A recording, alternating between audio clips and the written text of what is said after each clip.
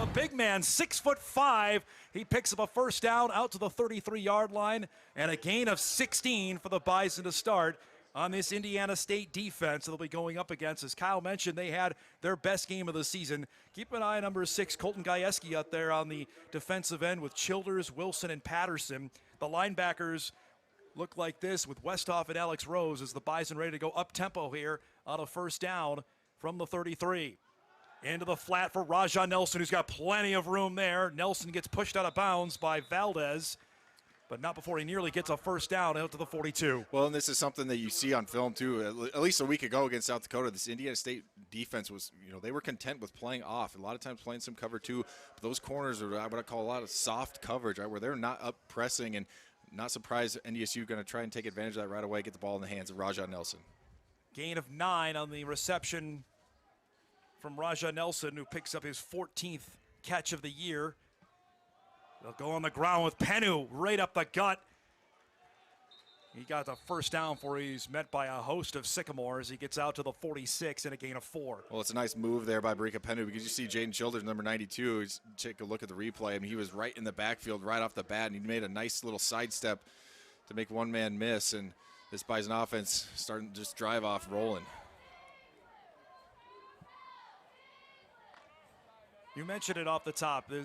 It's a different environment. The loud energy of the dome. We were there last week. It's just, I wouldn't say dead, but it's close to it here in Terre Haute on a beautiful Saturday afternoon. As Peyton is flushed here. Now he'll use his legs. Trying to get away from Gajewski to the outside to Bryce Lance, who makes the reception. He'll step out of bounds.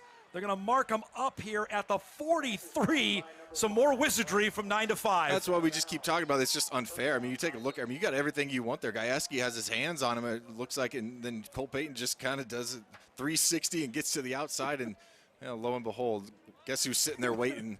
We didn't have to wait too long to call his name, Bryce Lance. Just a gain of 14 there. You're starting to see number 5's name pop up all over mock drafts. We're at that point of the season as well, Kyle, where that's going to start to become more and more a thing. A couple of scouts from the Colts are here today. Here's Penu off the right side, churning the legs forward. Good run here from Brea Penu as he nearly gets a first down to the 33-yard line. They're going to say he got enough for a first down. Well, you can tell Dan Larson just got things rolling right now again with his his first scripted plays here. A nice mix, and we've seen this all season long, Dom. A nice mix of run, pass. See a little pin pull action there. They get Penu out to the outside where they've had a ton of success, kind of stretching defenses in different ways, and they continue that here right now. New set of downs from the 33-yard line with Penu the tailback. Harris and Lance split out with Nelson in the slot. Peyton changing the play.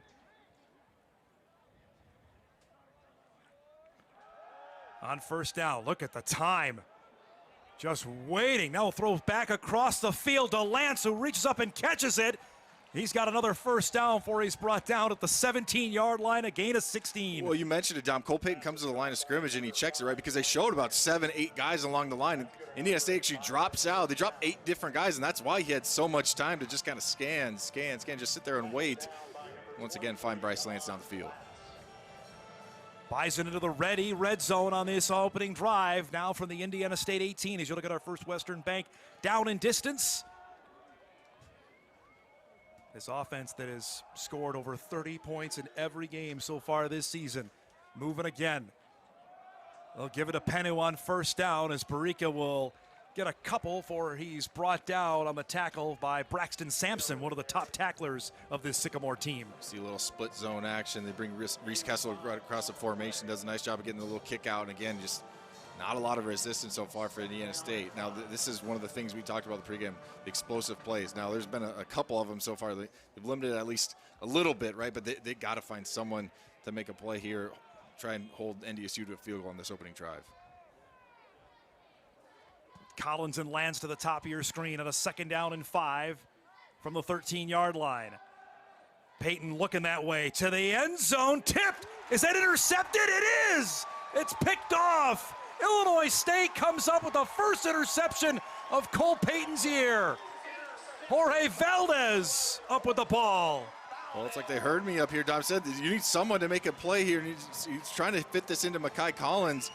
And it's just really good defense. And look, we talk about it all the time. We talked about with NDSU with turnovers, tips and overthrows, right? That's a tip. That's a batted ball by the defense. You got to find a way to come up with it, and that's exactly what Indiana State was able to do right there. A huge momentum shift after NDSU was absolutely driving to start the game. Zaquise Smith was the one who broke it up, and Valdez comes up with the interception, his first of the season. So Indiana State forces the Bison to turn the ball over as you look at their offensive starters, with Brock Riddle getting his third career. Actually, they're going to go with Patterson in. Keegan Patterson is the starting quarterback for Indiana State, out of his own end zone here on first down, able to get that away briefly right before as Rashad Rochelle comes up with the catch. Rochelle, the transfer from Rutgers, with some breathing room as he gets a 13-yard reception. Riddle had started the last couple of games, and it's Patterson that's back in now for Indiana State. And we got a penalty flag here.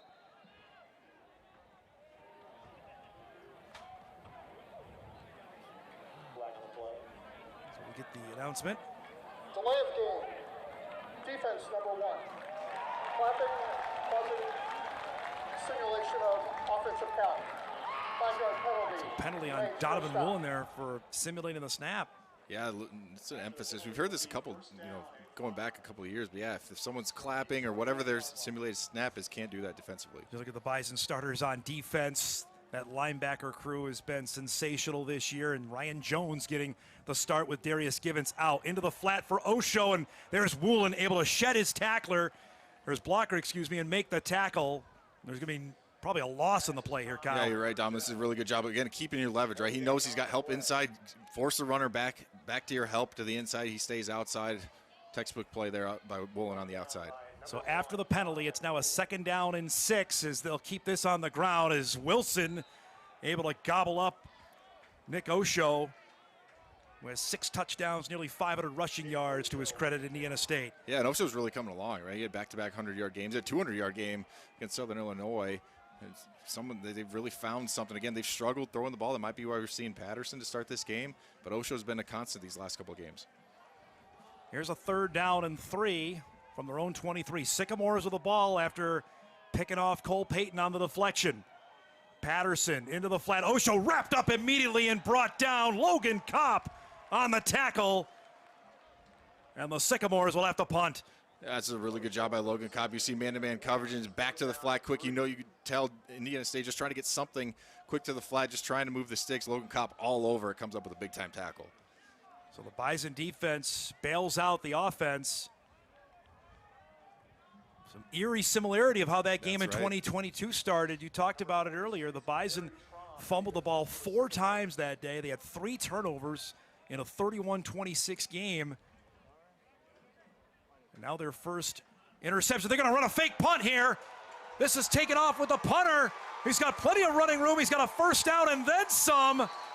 Out of bounds at the 42-yard line, a pickup of 18 as they run the fake punt with Harry Traum. Well, this is how upsets start, right? You get a turnover, and then you do momentum shifting plays like this, and I love this. Right? This looks like a punt all day long. Even the guys that are usually, you call them safety guys that are making sure the ball is kicked. He held on to that ball for so long, and I guarantee Kurt Mallory said, hey, if it's there, take off. If not, just punt it. So I love the call there. You get Harry Traum, the punter, running crazy and getting a 1st down.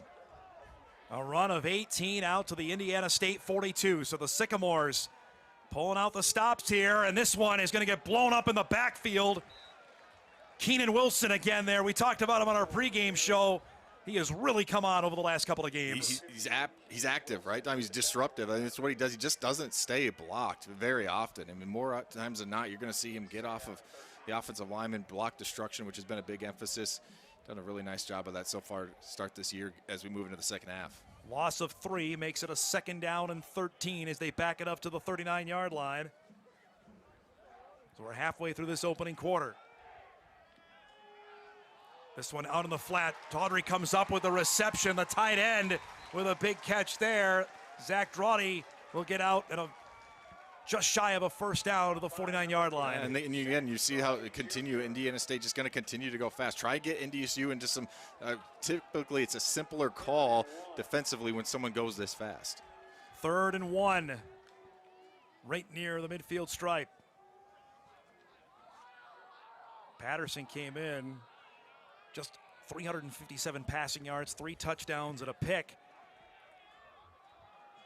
on the season as we're down to 5 on the play clock.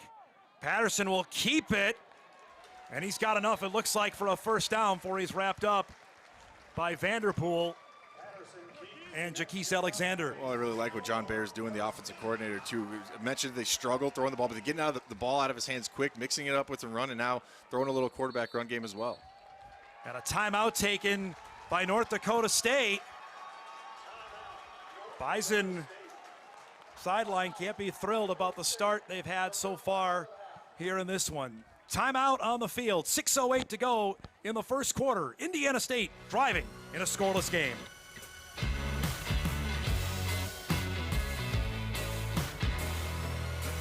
Today is our annual Pink Day, and we're honored to have Pink of Terre Haute and the Jeep Junkies in attendance with us today.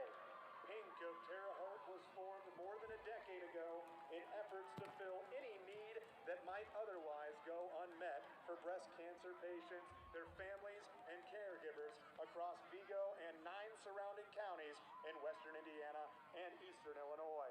Pink is made up completely of unpaid volunteers and returns every dollar raised directly back in caring for our patients.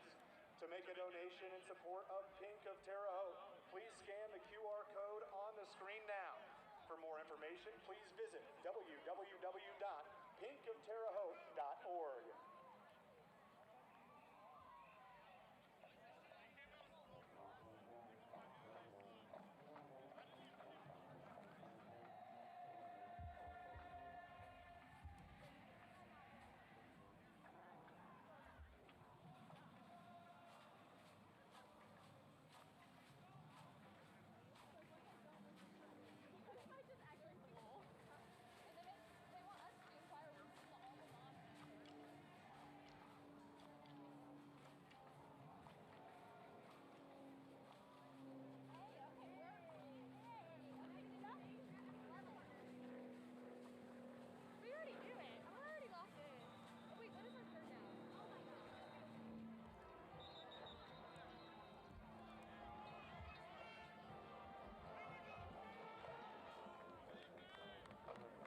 Coming out of the timeout, it's 1st and 10 from the Bison, 48-yard line.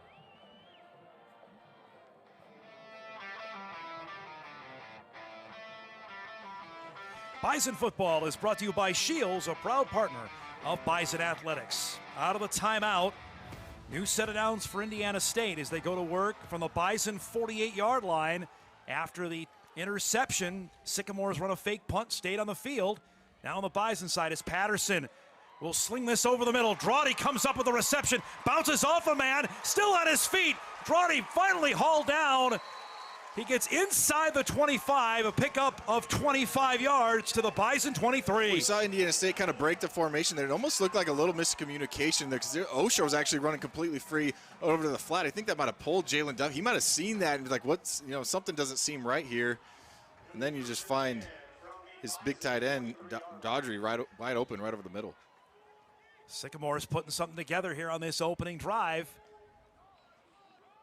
They'll keep it on the ground with Osho. Makes a nice man miss there. Finally brought down by McCaslin as he gets to the 18 and a gain of 5. Yeah, you're seeing him now start to spread him out. And you see, I think that's Logan Cobb that has the initial shot there at Osho, and he does a nice job of sidestepping him and getting to the second level.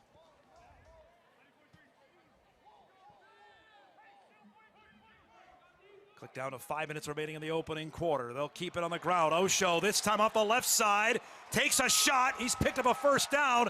Kept those legs churning for Woolen, brought him down inside the 10, down to the 9-yard line. Well, we just talked about it, right? Nick Osho's been, that constant. He's really come on as of late, and you're seeing it right here. Again, spread NDSU out, get it, kind of create a light box, see what they're going to do formationally, and then get into the right play. And I think that Keegan Patterson in this offense is finding some rhythm. Sycamores into the ready red zone here with a first down and goal to go from the Bison 9. Patterson wants to go to the corner of the end zone. Incomplete. Duffy with some nice coverage there to break it up. Yeah, it's a really good job by Jalen Duffy because you tell he's beat. It almost looked like he stumbled for just a second. And a nice job. You see right here, just a little bit of stuff. And then nice job of recovering, getting the hand up, forcing that one to fall to the ground. Trying to get that to their top receiver in Rashad Rochelle. Remember, the Bison are playing without starting strong safety Darius Givens for the first half. Suspended because of the targeting call that he had in last week's game. As Patterson over the middle, that's hauled in. Rochelle spun down to the 3-yard line, a gain of 6. Well, and they're happy to have him back. He was out a week ago, a dangerous return man as well. And he does a nice job of, you can't see it right there, but he does a nice job of sitting down. I talked about this a ton. We run crossing routes for his zone coverage is not good. He recognized it, sat down right in the middle of that zone, and Patterson found him.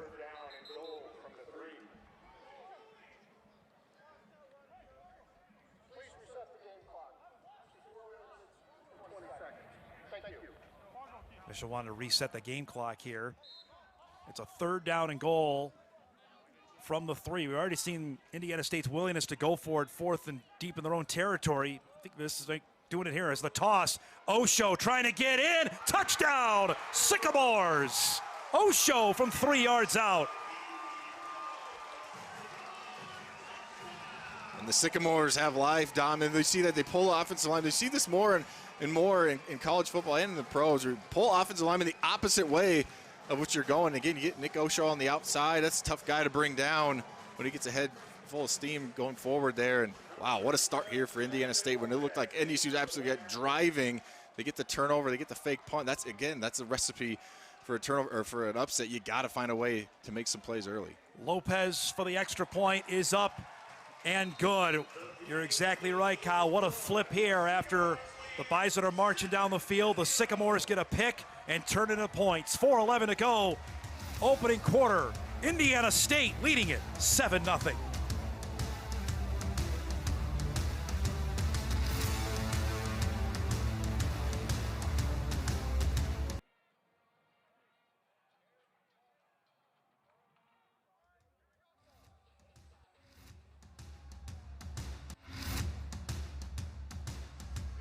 Bison football is brought to you by Sanford Health. We deliver exceptional health care, here for all, here for good.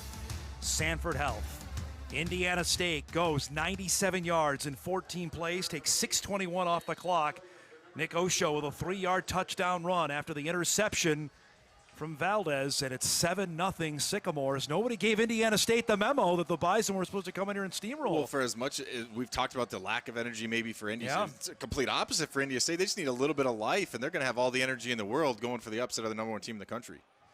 This kick will go through the end zone for a touchback as the Bison will go to work from their own 25-yard line for their second possession after the turnover here.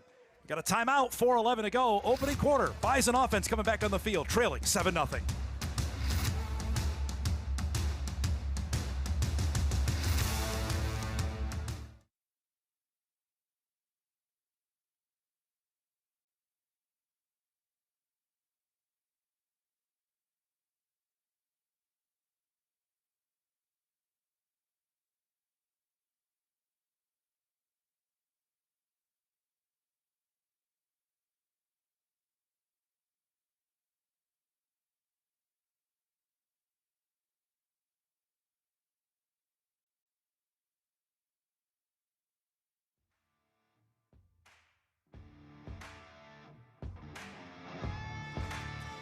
Back in Terre Haute, 4:11 to go, opening quarter. Indiana State drawing first blood, up 7-0 as the Bison offense back on the field for its second drive, going to work from the 25-yard line. As Peyton will keep it on the ground with Brea Penu, who gets a couple. Let's go downstairs for a Peterson Farm Seed sideline report. Here's Sam. Dom, the Bison offense will be without junior wide receiver Mekhi Collins. He made the tackle on the fake punt, quickly hobbled back to the bench. The team doctors have been looking at his right ankle. He's got it wrapped up with ice now. His status doesn't look to be promising to return today. You can see that there with the towel over the head, which is tough news there for the standout junior wide receiver from Mankato. It's a gain of 3 as 2nd down and 7. Peyton surveying. Again, little dipsy-do to get out of there. Goes down the field for Jackson Williams. Did he haul in it? No, couldn't come up with it. It'll be 3rd down and long. Oh, and this is becoming a little bit of a trend, at least so far early in this ballgame. Just not a lot open downfield right off the bat. And obviously, we know what Cole Payton can do scrambling around, but this is one Jackson Williams, you got to find a way to come up with that. Just bobble it a little bit and lost it out of bounds. So the Bison now with their first 3rd down of the game. They did not even have one on that opening drive before the interception as they'll go to work from the 28-yard line. Indiana State crowd sensing some momentum here, trying to get behind their team, up 7-0 on the #1 team in the country. On 3rd and 7, Payton can run for it. He's gonna get a 1st down. Still on his feet for he's gang tackled down to the 42-yard line. It's a gain of 14. Well, it just felt like it was a matter of time before he found a little bit of a seam. A nice little blitz here from Indiana State. They kind of show one side and then come from the other, but again, if you just leave just a tiny bit of lane there, and you have linebackers staring right at him, but Cole Payton, more often than not, is going to find a way to run by you and move the chains. Lucas McAllister in there on the tackle. At 31 of them coming in to this game as we're under 3 minutes to go in the opening quarter. From the 42, DJ Scott will get his first carry off the left side. He'll cut back in. Good running there. Got a solid 4 before he's gang tackled there. And I'll say this to start this game. Now, I know NDSU's ran the ball fairly effectively. I do like their defensive line. I think they do a nice job of getting off of blocks to do some things with movement. Now, DJ Scott did a really good job there of picking up some yards. But just something little there to keep your eye on. I think this defensive line, they are very active. Now, at times, they will get too far upfield and get out of their lanes, but I think they've done a nice job of getting off the blocks. Again, they gave South Dakota all sorts of headaches last week. They sacked Aiden Bauman 5 times in that loss. On 2nd down and 7, Scott, nice, nifty running there. Boy, there wasn't much of an opening. He found one. He gets to the Indiana State side of the field, picked up 6 yards. It's going to be 3rd and short. Well, right what I was just talking about. Again, they're trying to stretch this to the outside zone a little bit, and I thought Indiana State did a nice job of not allowing DJ Scott to stretch it, but you're right, Dom. Again, that's back-to-back runs. Nice individual effort there from DJ Scott to find a little bit of a lane, make someone miss, and make this a much more manageable 3rd down. You know, the other thing on that drive, Kyle, Indiana State kept it for nearly 6.5 minutes. I mean, that, again, if you want to beat this team, and you got to keep, yards, right, to keep them off the offense off the field. Here's a 3rd and 1. Little toss to Scott, try to get some momentum. He's got a 1st down as he steps up out of bounds. They'll mark him out at about the 43 and a gain of 6. And you see here for Indiana State, they put 6-7 guys on the defensive line. It's a little bit unique. It's almost like a goal line defense at times. So I'd do actually the first play of the ball game where Cole Payton hit Reese Kessel on that play action boot. Again, they're not like this stagnant defense that's just going to sit around. They'll move a ton. They'll put more guys in the line of scrimmage. They'll back them off. Do a lot of different things, but NDSU able to capitalize, pick up the 1st down. Harrison Lance to the top of your screen. Scott still in at tailback. Fake to him as Payton goes back the other way to DJ Scott, who can't come up with it. That's the 2nd drop so far this football game. I think, I'm not sure if Glass got his hand on this ball because this is set up. They have a perfect setup here for this screen. Let's take another look. Watch 23 at the bottom of your screen. Yeah, I think he got his hand on it just enough to kind of throw it off. Injured player down here for the Sycamores.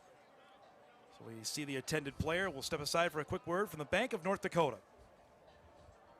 Bank of North Dakota wants you to be confident with your student loan decisions. Before applying for a Federal Plus or private student loan, compare all of the benefits and terms with B&D's student loans.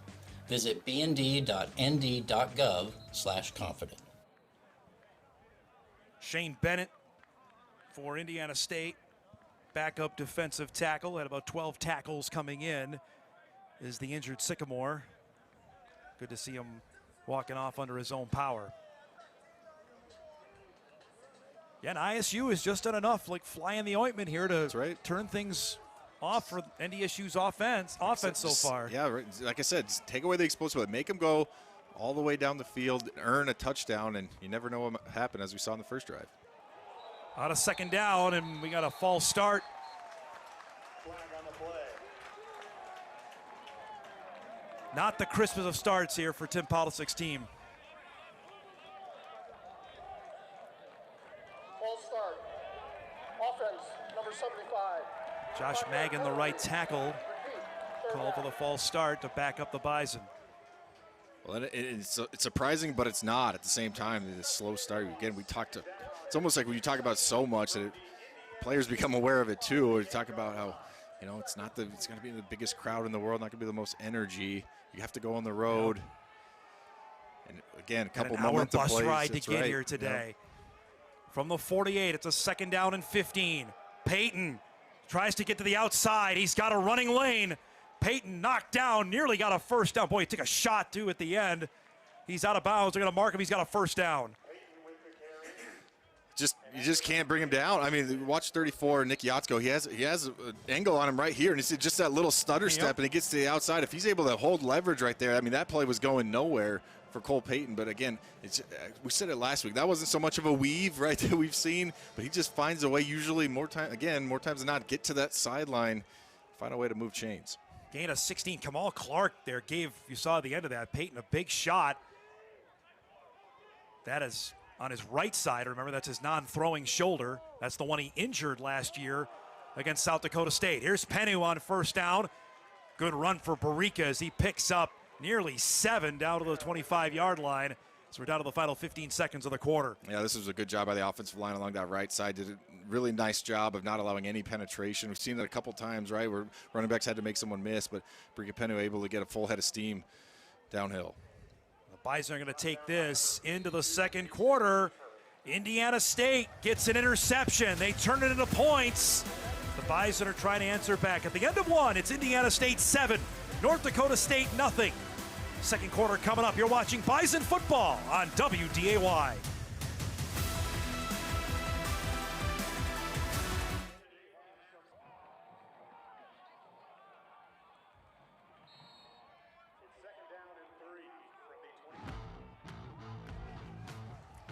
Update on Mekhi Collins to start the second quarter. The junior wide receiver will not return today. He is standing on the sideline with his pads off and on crutches here, Dom.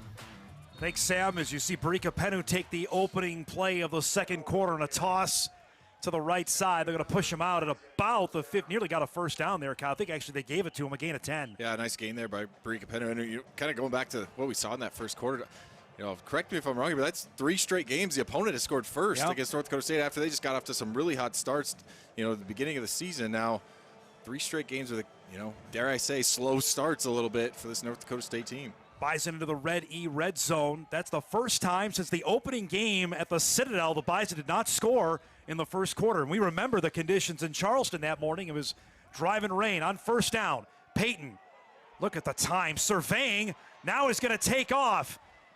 Makes a nice man, missed another move there. He's going to be out of bounds inside the 5. They'll mark it out at the 3.5-yard line, a gain of 12. And he continues to find ways to move the chains with his legs. But again, the passing game just not quite there, just not quite clicking. But again, when you can do stuff like this, you can get away with it. I thought I believe it was Raja Nelson to the flat right away, didn't see him. Yep. Indiana State doing a nice job of taking away some of his first reads and forcing Cole Peyton to run around. But again, he does it about as good as anyone in the country. Gain of 12. He now has 43 rushing yards for the game. It's 1st and goal to go from the 3-yard line with Penu the tailback. They'll fake to him. Wide open in the flat. Touchdown, North Dakota State. Truman Weremeyer into the end zone. The Fargo Davies product, a day after his alma mater clinched the EDC Conference Championship, he's got a touchdown. And there's the response that NDSU needed to do it. Again, just talked about the passing game, and they get it going right there. Nice play action. Seen this play so many times from Bison offense. Just leak a tight end, fullback, out into the flat. No one there for the Indiana State defensively. About as easy of a touchdown as Cole Peyton will have all year. Peyton with his 11th touchdown pass of the season. As here's Ozick for the extra point, which is up, and it is good. He's been in this program for 5 years, and he's got his first career touchdown. 13:38 to go. Truman Weremeyer, stand up Davies. They're up 7-3 or 7-7 now.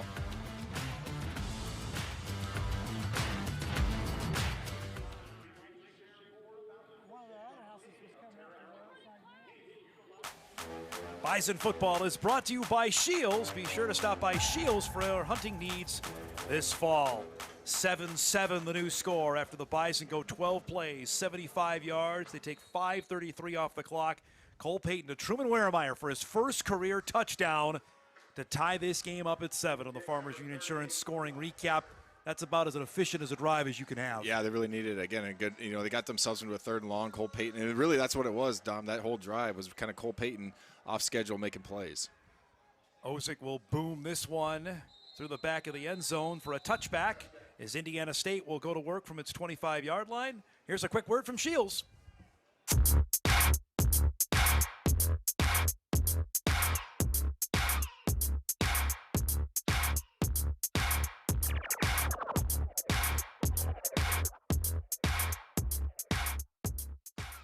All right, now we can settle into this game. Each team, Bison had the ball twice. Indiana State now getting it twice, but that's right. Granted, they started from their own 3-yard line, so this is much better, obviously, from the 25, as they'll keep it on the ground here on 1st down.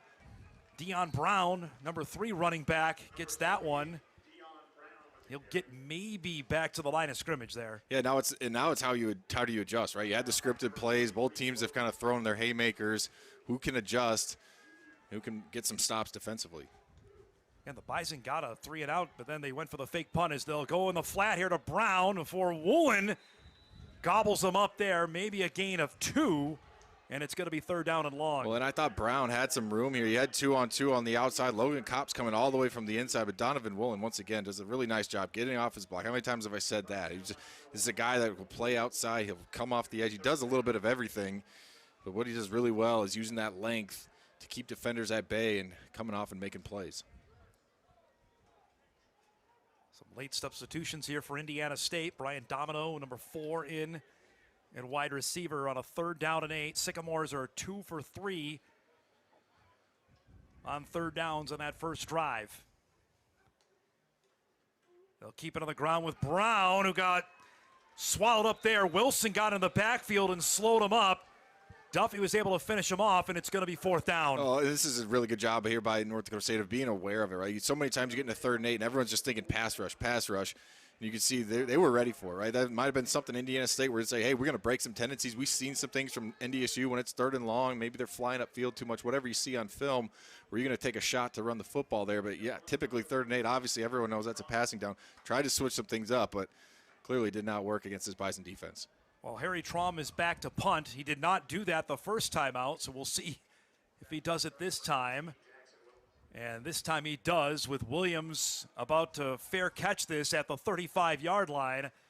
And that's where the Bison offense will go to work. A 3-and-out from NDSU's defense. 11:42 to go in the first half. We're tied up at 7.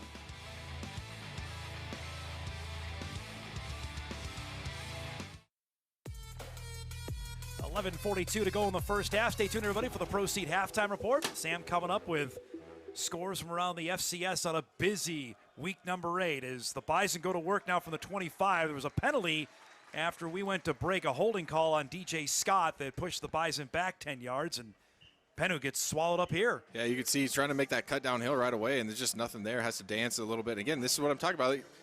At times, this Indiana State defensive line done a nice job of causing some chaos in the backfield. Now, for the most part, NDSU running backs have found a way to get around them, but not so much in that first down play. Keep an eye, Childers is who made the tackle there, 92. Logan Wilson, Mason Knipp, who's an Iowa transfer, had a big game last week against the Coyotes.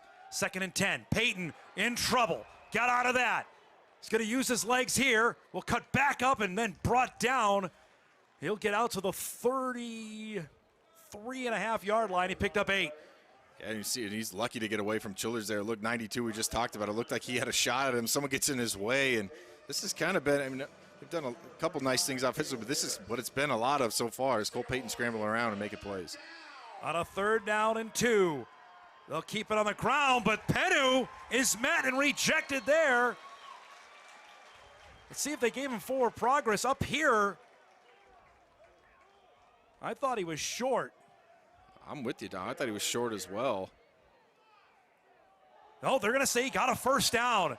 Wow. Yeah, Indiana State fans not happy. You could hear it from the crowd there. That was a nice job there by Braxton Sampson, the linebacker, coming downhill and really beating Brea Penu. Again, that's so tough too. You're always thinking, well, can you review that one? The spot calls are just so tough to overturn. You have to have the absolute perfect angle. So NDSU fortunate right there. That's a big play there too, Kyle. If Indiana State thinks, hey, we just got a 3 and out, we can get the football back, but Bison offense will stay on the field. And now a whistle before the snap.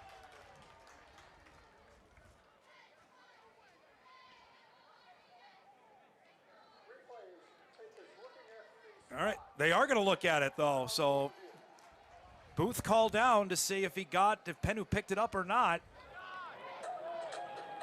So we're going to have a video review here to see if, and this is tough because obviously where the cameras are located, to see if he was able to get to the 35-yard line, which is where he obviously had to get to. Let's take a look here. See, basically that white line is where he has to get to. I don't think he gets there, Dom. Initially, I thought he was short. You could, because we started that replay, you could see the first down marker. It's basically right, as you mentioned, it's at the 35, right? So that white line is where Brea Penu has to get to. I don't think he got there. Now, tough to know where the nose of the football was, though. Right. And again, like you mentioned, the call is a first down. So it's going to be an interesting one. Like I was with you. I thought from up here, again, we don't have the greatest of angle from where we're at up here, this booth, but it did not look like he got there. Let's take another look at this. So the white line's where he has to get to.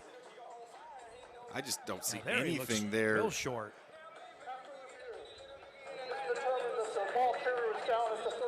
Yeah, he's short. Well, and like I said, it's tough, right? Because you have to have the perfect angle. I thought that one was obvious. I thought that one was pretty easy, where you don't have to have a camera right down the line, where it was fairly obvious. I think that was the right call by the referees. So that's going to change it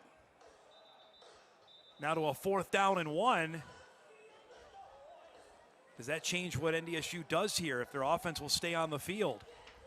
It looks like they will. The offense is going to stay out here, Kyle, at their own 34-yard line. Yeah, if I'm Indiana State, I'm hard count, right? Hard count. You never know if North Dakota State's actually going to decide to run this play. Crowd gets into it. You get all antsy. Watch that football to see if it's actually snapped. Here we go. 4th and 1 from the Bison 34. After the review, they will go for it. Peyton trying to leap forward. Did they get there? No signal yet. He went off the right side. That's going to be close. Boy, it was close. Indiana State makes a stop on 4th down. Peyton couldn't get there. See nothing there in the middle. He tries to dive right here again. Has to get to that white line. That's solid line. He looked closer there than Penu did the previous play. I would agree. Either way, it's a stop. And Indiana State, momentum keeps going the way of the Sycamores here after the interception, the fake punt, the touchdown, and now a stop. And look at the field position here from the Bison 34. They get to go to work. You're right. Just when you thought NDSU was kind of settling into this ball game, they get the touchdown to tie up the ball game. They get a 3 and out defensively, and it holding call, and now turnover on downs. Well, we got all sorts of confusion here before the snap. The Bison defensive line move, but I don't know if they were. Well, Indiana State's pointing at NDSU. Right. This might be another one of those delay a game type penalties. I don't know.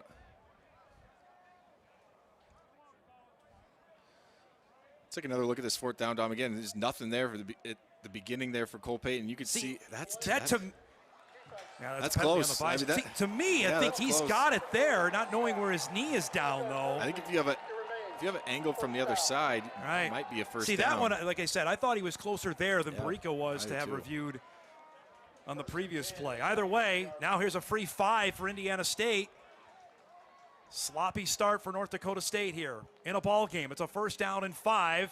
Osho trying to shake a tackle and does for McCaslin, able to wrap him up as he gets to the 26 and a gain of 3. Well, momentum is just so big in a game like this, and that's why there's such a big stop there by Indiana State. You see Nick Osho again just bouncing off defenders, kind of shaking off a shoestring tackle, and another Indiana State looking to take the lead here. On a 2nd down and 1. This time off the right side, Osho's got it as they'll mark him out to the 27, or excuse me, the 22-yard line as he picks up 4 on a 1st down. And this is where, again, that up-tempo offense kind of works to your advantage now because you have some momentum. I think at times it be a detriment if you're kind of struggling offensively, but Indiana State getting some things rolling. Patterson wants to go down the field. Out of contact, incomplete. Jaquise Alexander able to knock it away from Keyshawn Singleton. And I'm a little surprised the flag maybe didn't come out. You're right, Dom. There was a lot of contact. They're fighting back and forth. Take another look at this. Actually think that's a pretty good no call. As you take another look at it, I thought that was a pretty nice play there by Jaquise Alexander to kind of get his left hand there and poke the ball away. Singleton had a big game last week against South Dakota. 2nd down and 10 from the Bison 23. Keep it on the ground with Osho. He gets wrapped up. Almost got back to the line of scrimmage there, and it's going to be a 3rd down. Yeah, I think those Logan Kopp you see right there just kind of shoots through the thigh pads. That's what you talk about. And a couple missed tackles to start last week, a couple here today. That's exactly what you want to see if you're Grant Olson, this defensive staff. That's how you're taught how to tackle. No gain of the play. It's a 3rd down and 10 as you look at our First Western Bank down in distance. So we click down nearly halfway through this 2nd quarter of a tie game at 7. Patterson, blitz off the edge, throws this one up, incomplete. Out of the outstretched arms of Donovan Woolen, as that was Staling coming off the edge there. Yeah, you're right, and a nice blitz dialed up. You see Staling come off the edge because he has a little bit of time. He's completely unblocked there. Good job of staying on his feet, not jumping there with a little bit of a pump fake and forcing that one to fall to the ground. So the Sycamores will line up to attempt a field goal. Sebastian Lopez in to attempt. This is going to be a 41-yard attempt to try to give Indiana State the lead.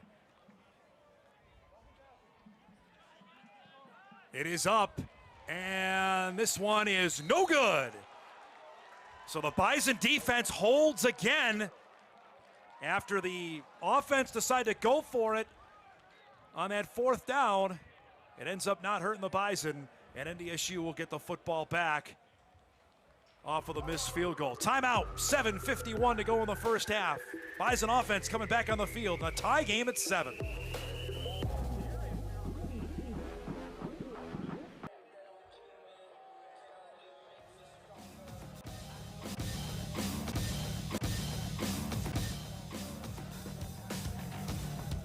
$7:51 to go in the first half.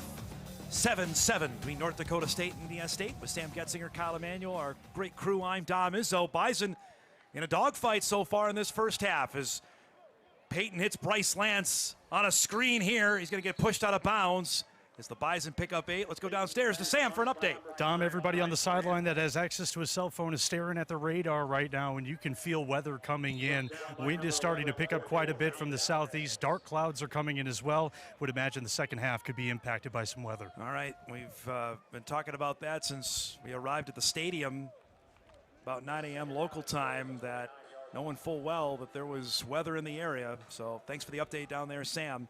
Gain of 6 on that pass play to Bryce Lance. Makes it a 2nd down and 4. Peyton trying to roll out. Now we'll make a man miss. Boy, he can just do that. Able to gather and pretty close. It looks like he's got a 1st down. Just made something out of nothing. Yeah, he really did. Again, we've seen this a couple times so far today with a lot of success for NDSU. This time, Indiana State ready for it, but, well, I don't know how many more times I could say it. Cole Peyton just some way, somehow finds a way. I wanted to say this, though, too, Dom, about that weather update we got from Sam. Like, this is a ball game you don't want to fall behind because who knows what the weather is going to be like. Right. You get ahead in this ball game, and it might offensive, who knows what it's going to look like. Wind, rain. It's not one you want to fall behind.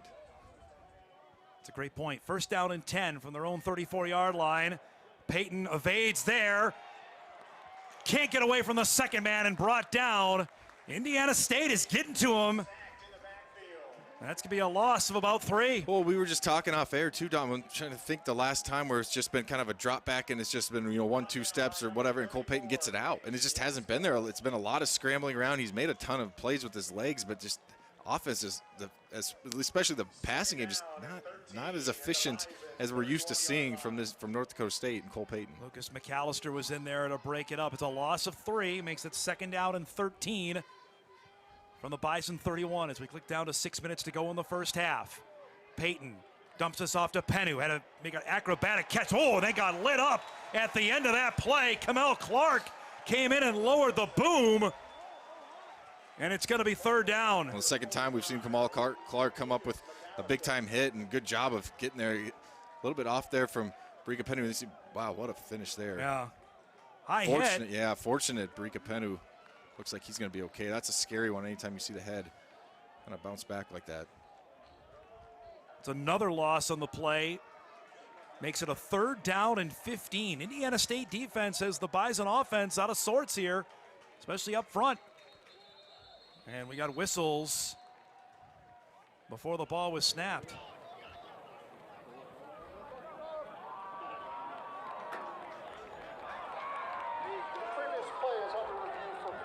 Oh, there you go, Kyle. As they're going to look at this, if you couldn't hear on the microphone there, for targeting. I thought initially when the play happened that was a hit to the head. And I mean, we just went through this last week with Darius Gibbons' instance. Yeah, and you know, I'm looking at something. I actually didn't see it, the hit at the end there live, but seeing it back on the replay, yeah, Watch this again. is, I mean, Well, that might be more shoulder. I mean, Clark's leading with his right shoulder there. yeah, it's definitely not, you know, launching with the crown of the helmet.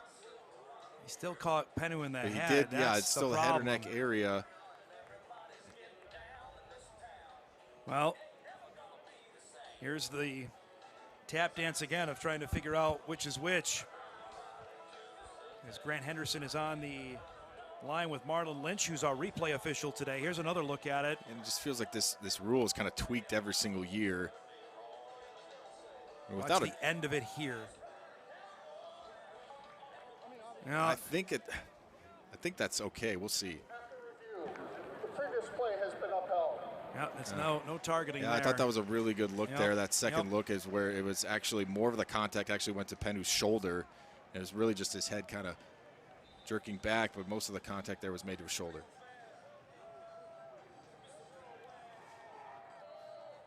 So it'll remain 3rd down and 15 from the NDSU 29-yard line. The Bison so far are 2 of 3 on 3rd downs. We're at a 7-7 game with 5:10 to go in this first half. Peyton over the middle looking for Chris Harris in triple coverage and incomplete. Broken up down the field. Indiana State makes the play defensively. Valdez, who had the pick, in there to break it up. Yeah, I mean, Cole Payton's kind of forced into this, right? They played 3 deep safeties on this. They hit rush 3, have a spy wisely right there for Cole Payton. You see there was just multiple guys there just waiting for that. I mean, that would have been a miracle play there for Chris Harris to come up to it. And once again, we're seeing a team. We just talked about how many points they've given up down these last 2 weeks. Seemed like they found something a little bit defensively. Nick Yatsko is also in there to break it up with Valdez as Aaron Bickerton will punt for the first time. Booming one here. Good one. Will drive all the way back Rochelle to the 11-yard line, and he's going to be wrapped up by Ryan Jones as he returns it out to the 16-yard line. And that's where Indiana State will go to work with 4:55 to go in the first half.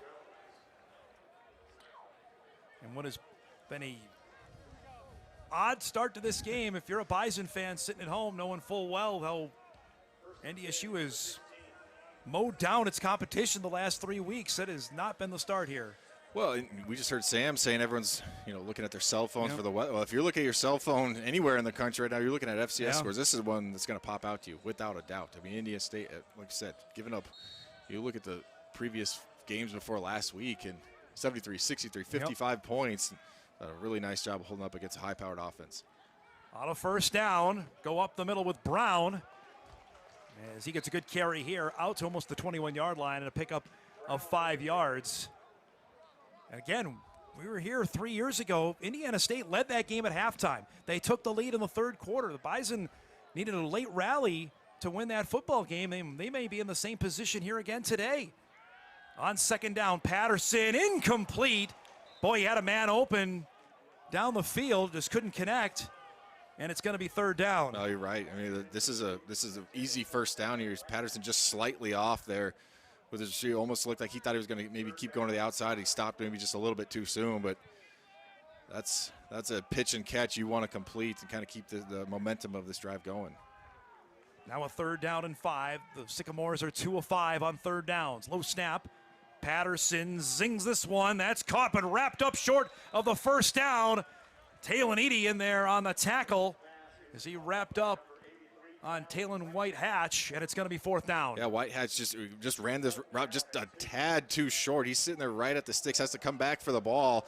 You called it, Dom. Edie does a nice job of coming up with a sure tackle to force the 4th down. Without a doubt, NDSU going to be a punt safe. Yeah. As we get into that middle 8 territory here, Kyle, remember the Bison will get the ball, or Indiana State should get the ball to start the second half.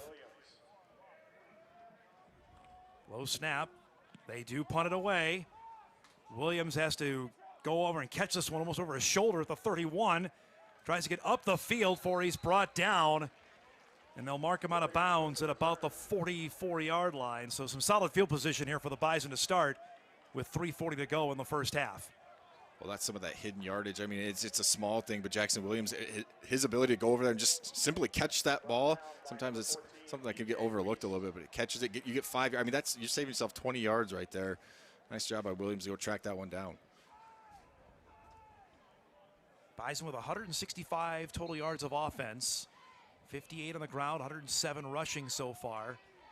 Cole Payton 7 of 11 for 58 yards, and the touchdown pass to Weremeyer. They'll start on the ground here. Had a little bit of a hole there on the left side before it got gobbled up. As Penu is brought down, Yatsko in there on the stop. I keep going back to the passing game. And then I know that we're talking about a run here right here, but it just hasn't quite been there. Obviously did some really nice things on the first drive, did some nice things again to get into the end zone, but I just keep getting a high praise here so far for this Indiana State defense and their ability to stand up. Something that, frankly, nobody has been able to do so far to the Bison offense. Gain of only 1 for Penu. It's a 2nd down and 9. He'll cut back inside. Sampson was there as the first to make contact, as they'll mark him out to the 49 and a gain of 4. Well, it's going to be 3rd down. Yeah, it's a pretty good job here by Brea Penu of cutting it back, and at least, again, you're just trying to get yourself into a little bit of a 3rd and manageable. Again, we talked about tendencies. More often than not, after a short run on 2nd down, you're going to see a team try and throw it offensively. So maybe break a little bit of a tendency, give yourself a little bit more of a manageable 3rd down. 3rd down and 5. 2.5 minutes to go in the first half. A tie game at 7. Payton over the middle. There's Raja Nelson with his big-time reception. A 3rd down conversion as they get to the Indiana State 38-yard line. That's a gain of 13. Well, here it is. This is what I'm talking about. In rhythm, you see a nice little 3-step drop there, and then it gets the ball out in rhythm, decisive. That's just what we haven't seen a ton of so far from this Bison offense. Bison trying to steal a play before the 2-minute timeout is Penu. Made one man miss, then got wrapped up by Clark, his old friend from earlier in the game, as that'll bring us to the 2-minute timeout. Bison driving at the 37-yard line, and a tie game at 7.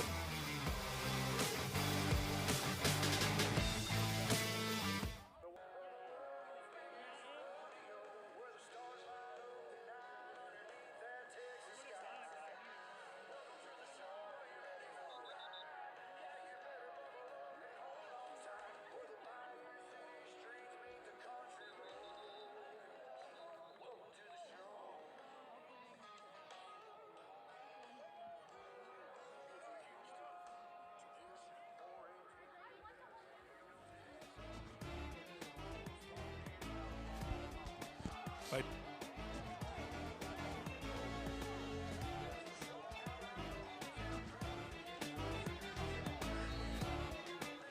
Two minutes to go in the first half.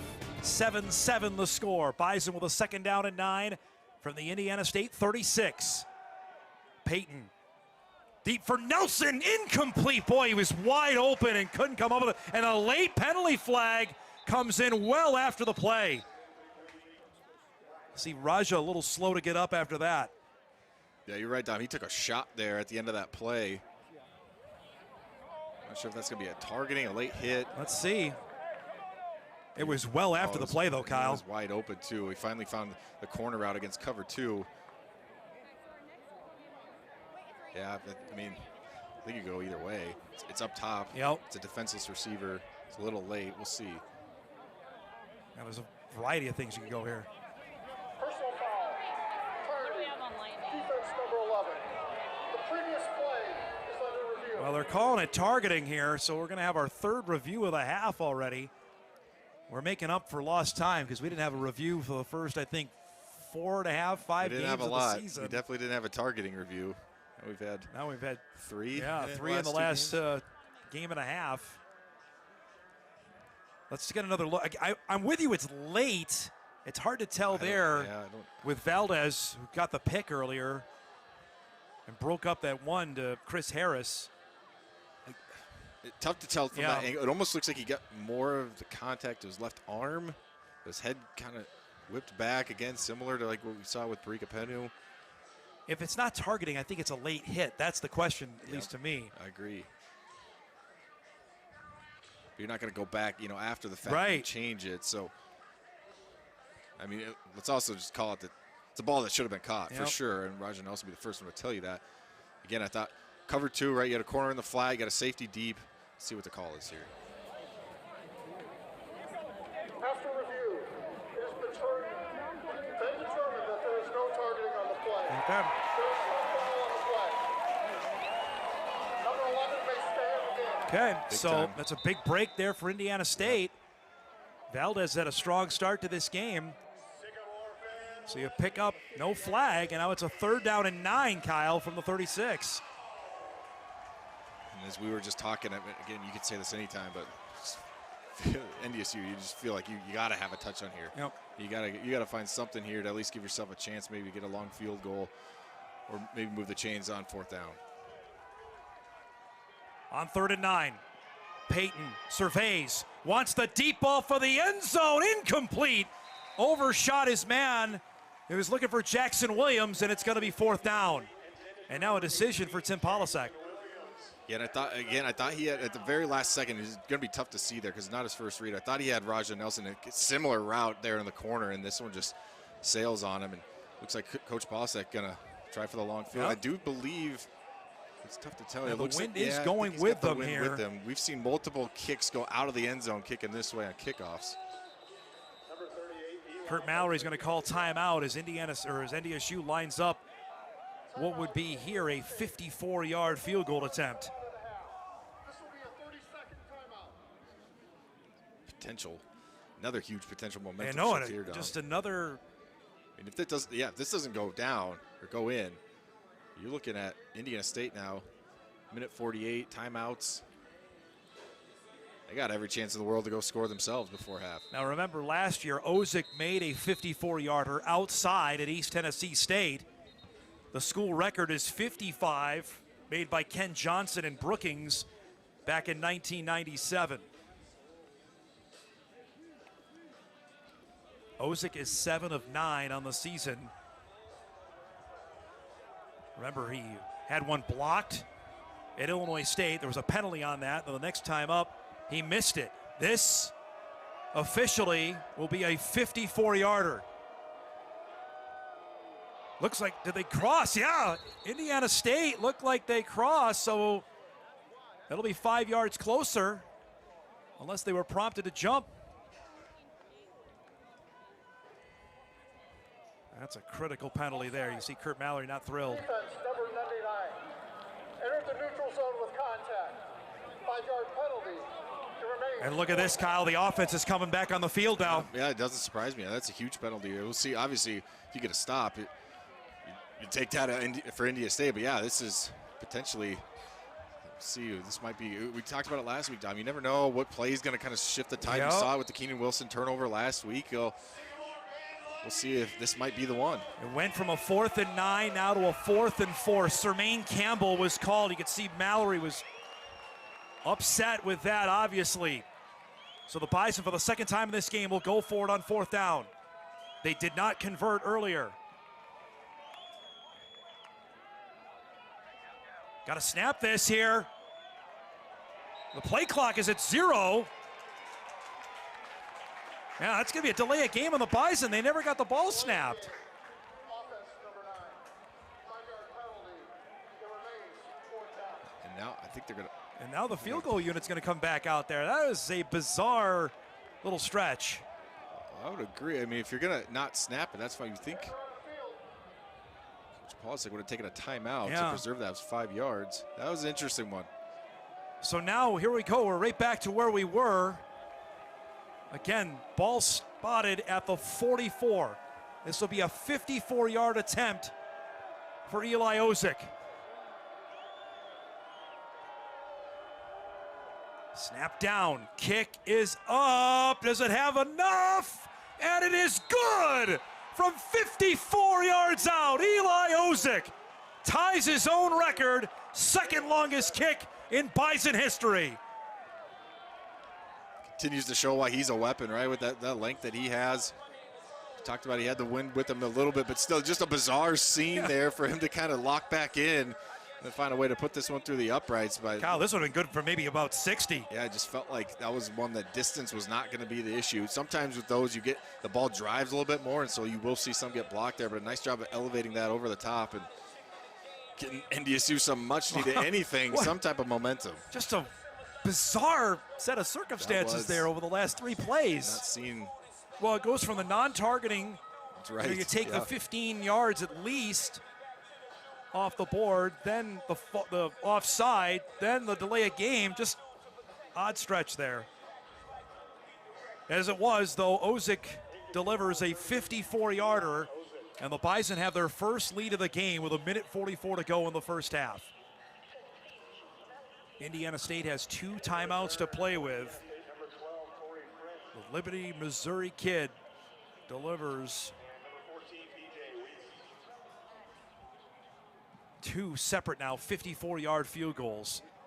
Shorter kickoff here will be returned from the 1-yard line, trying to get up the field. He knocked down. Good tackle there by Chance Simons. As Torrey French on the return out to the 22-yard line, and that's where Indiana State will begin its next drive. As you look at our Farmers Union Insurance scoring recap, 7 plays, 19 yards.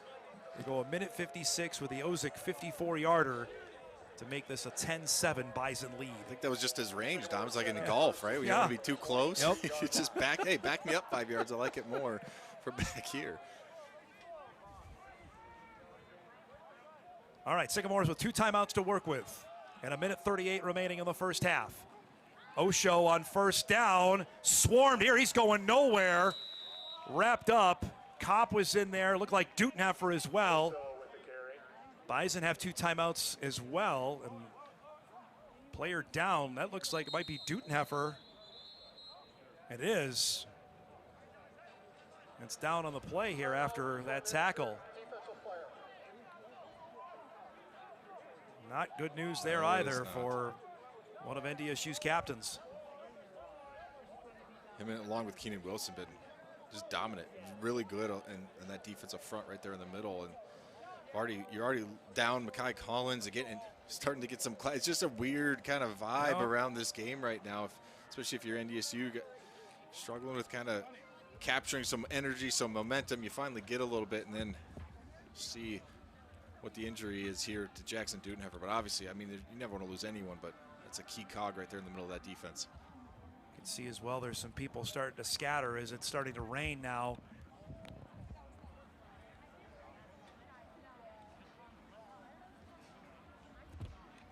See Tim Polasek looking on with some concern with one of his standout players.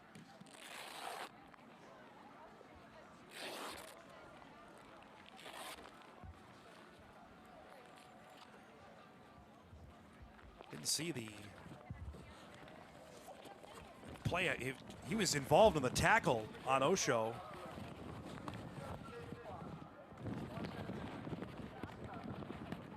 So we're going to get another look at it.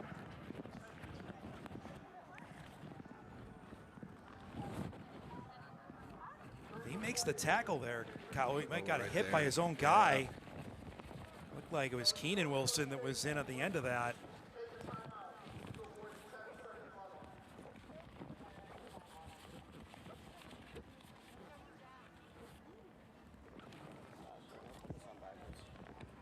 That's scary. I mean, there's hate to speculate on injuries, but you see, you kind of took a little bit of a shot to the head neck area a little bit towards the end of that play.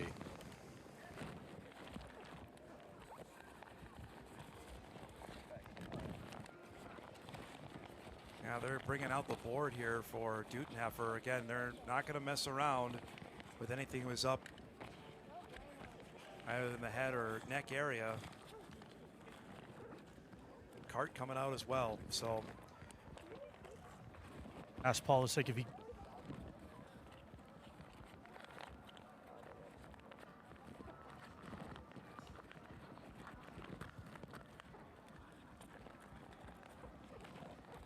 Cart has come out. Board is out for Jackson Dutenheffer here. One of the senior captains from Mandan, North Dakota, one of the leaders of this team.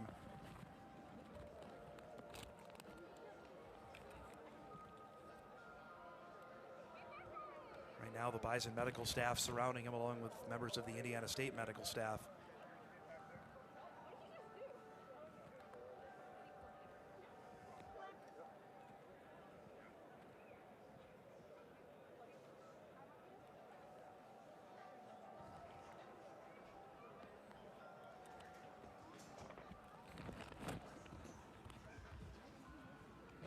You've been around this game all your life. This is part of it here where obviously they're taking no chances, especially with anything around the head or neck area. Well, it's the worst part of our game, without a doubt, and it comes with the territory. But bumps and bruises, broken bones, things like that happen. But this is something you never want to see, and I think that's why Coach Bostic probably, this affects teammates. Yep. I've been on this as well, where you see one of your guys, one of your brothers go down. And I was going to say, one of your best friends, Carlton Littlejohn, on this field in 2011 was carted off. And then it's like as soon as he gets out, now we got to lock back in, and it's the weirdest thing. And you're just worried about your buddy, your teammate, your friend, and how he's doing. And then to kind of flip a switch and be, okay, now I'm going to go back into to game face mode. It's a hard thing to do, and kind of the last thing you want to do when you're concerned about someone.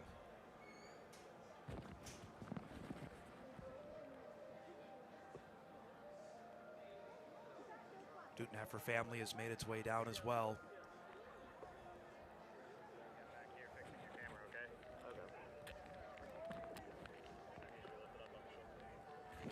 Again, here with a minute 26 to go on the first half on a looked like a rather innocuous running play that lost yardage for Indiana State. Jackson Dutenheffer was in on the tackle and involved in a collision, looked like, with maybe one of his own teammates. And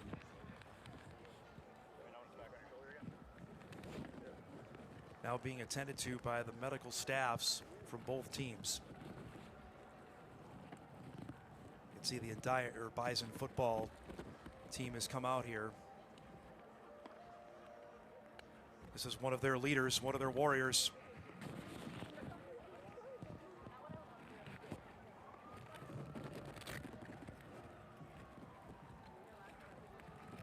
The man got married a couple years ago in the off season.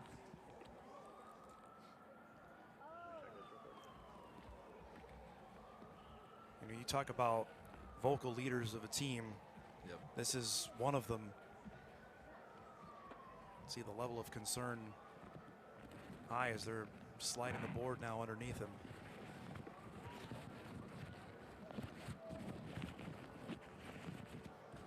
And this is where it all becomes relative, right, Kyle? I mean, just everything just kind of falls away. Right. You just thinking about everything you can do to try and win a football game and turn things around, and then something like this happens, and you're right, Dom. It's puts things in perspective really quickly.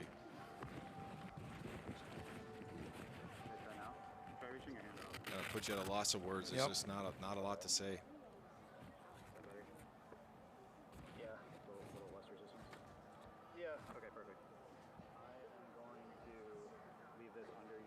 Appears they've got him on the board now. A nice ovation here from the crowd in Terre Haute.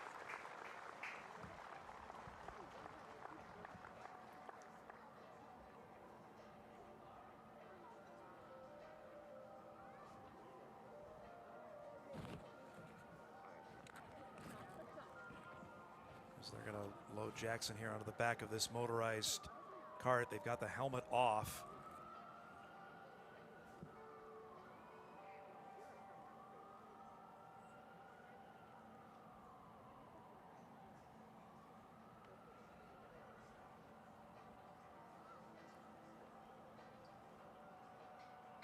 And again, you can see the entire team, Indiana State team, is also out on a knee as well, out on the hash marks here on their sideline, as you can see members of the Bison going over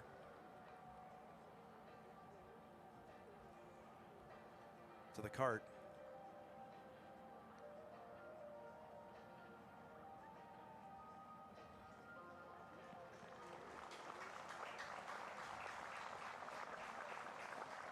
Ovation there as Mandans, Jackson, Dutenheffer going off. And we'll try to provide as much of an update as we can when we can. Obviously a lot of concerned people out there, both here and watching back home. You can see him moving his hands, which is a good sign, Kyle. Yes. Yes, it is. Like you said, just hope and pray for the best at this point. Absolutely. Now after that lengthy delay to come back, and after all that, it was a loss of 3 yards. It was Dutenheffer and Keenan Wilson were in on the tackle. So we go back to live action here from the 20-yard line. It's a 2nd down and 13 as Patterson on the slant hits Drawdy on that, makes a man miss, close to a 1st down. They're going to mark him a yard short at the 32-yard line. Yeah, and that's kind of the drive starter they needed. You can see, obviously, they've been operating a ton here in no huddle. Get some whistles on the field here. Coming from the side judge. It's going to be a 3rd down. Please reset the game clock to 1 minute 12 seconds. The clock will start on my signal. To get the correct time here. Referee was talking with Kurt Mallory. I think they might have stopped it. Yep. It was a 1st down. Yep. And obviously, the clock should have kept rolling. So it's now a 3rd down and 1 from the Indiana State 32. So we're under a minute to go in the first half. Osho trying to get off the left side. Has got enough for a 1st down. That'll stop the clock as he gets out to the 35-yard line. Indiana State with 2 timeouts. The Bison had to use one of the timeouts after the injury timeout to Dutenheffer. On a 1st down, Patterson will take off. There's a penalty flag on the play. He's going to get up the field, gets out of bounds at the 45-yard line. Yeah, and I think this one's coming back. You see Logan Larson pointing right at the flag. Yep, area of holding. Offense, number 60, 10-yard penalty from the previous spot. It remains 1st down. It's the 2nd penalty of the game. Bison with 5 penalties here in the first half. Another part of why this game has been such a sloppy start for them. And we keep talking about 2022, the last time we were here, and that was a big. Well, NDSU had a couple of penalties. I don't think India State had a penalty in that game. Yeah, we're going back and look at the stats. They had no penalties. They were +3 in the turnover margin. NDSU was actually very lucky to win that ball game. So it's now a 1st down and 20 from the 25-yard line. They'll try the screen to Osho. Makes one man miss. He'll get up the field out to the 31-yard line. For Larson is in on the tackle as he gets to the 31 and picked up 6. Well, it's a nice play, nice gain there to Nick Osho. Good job by Logan Larson. I talk about this a ton. As a defensive lineman, anytime there's a screen, you're the guy that should make the play, right? If someone can turn it back to you, your unblocked offensive linemen are leaving you. Logan Larson did a nice job of identifying that, getting to the ball. Clock running here. Indiana State fans not thrilled. They wanted to do something, and it looks like the Sycamores are going to walk this off to the halftime locker room as North Dakota State will have a 10-7 lead over Indiana State. Sam is standing by with Tim Polasek. Tim, I know it's very difficult to keep your mind solely focused on football after what we saw in the first half. It's early. Is there any update you can share on Jackson, and how do you address the team? No, I'd rather not comment. I know what the doctors are doing. You know, we'll pray for them, and we got to get through this game. We got to play football. It's 10-7, and it does matter. We're praying for Jackson, and we'll do that, and we'll support him with all of our heart. But we got a football game here too. You told us that this Indiana State team is going to come in here with nothing to lose. How do you assess that first half, and what do you want to see differently? Not good enough. They're really attacking our run game, and we got to get some things solved here in a hurry to the tight end surface specifically. And on top of that, we just too many drops. You know, that has not been the case all year, and we've got 3 or 4 critical drop football plays that would extend drives that are big plays, and we need to make those plays. All right, thanks, Tim. Good luck in the second half. Thank you. 10-7 lead for North Dakota State over Indiana State. Your Proceed halftime report coming up next on WDAY.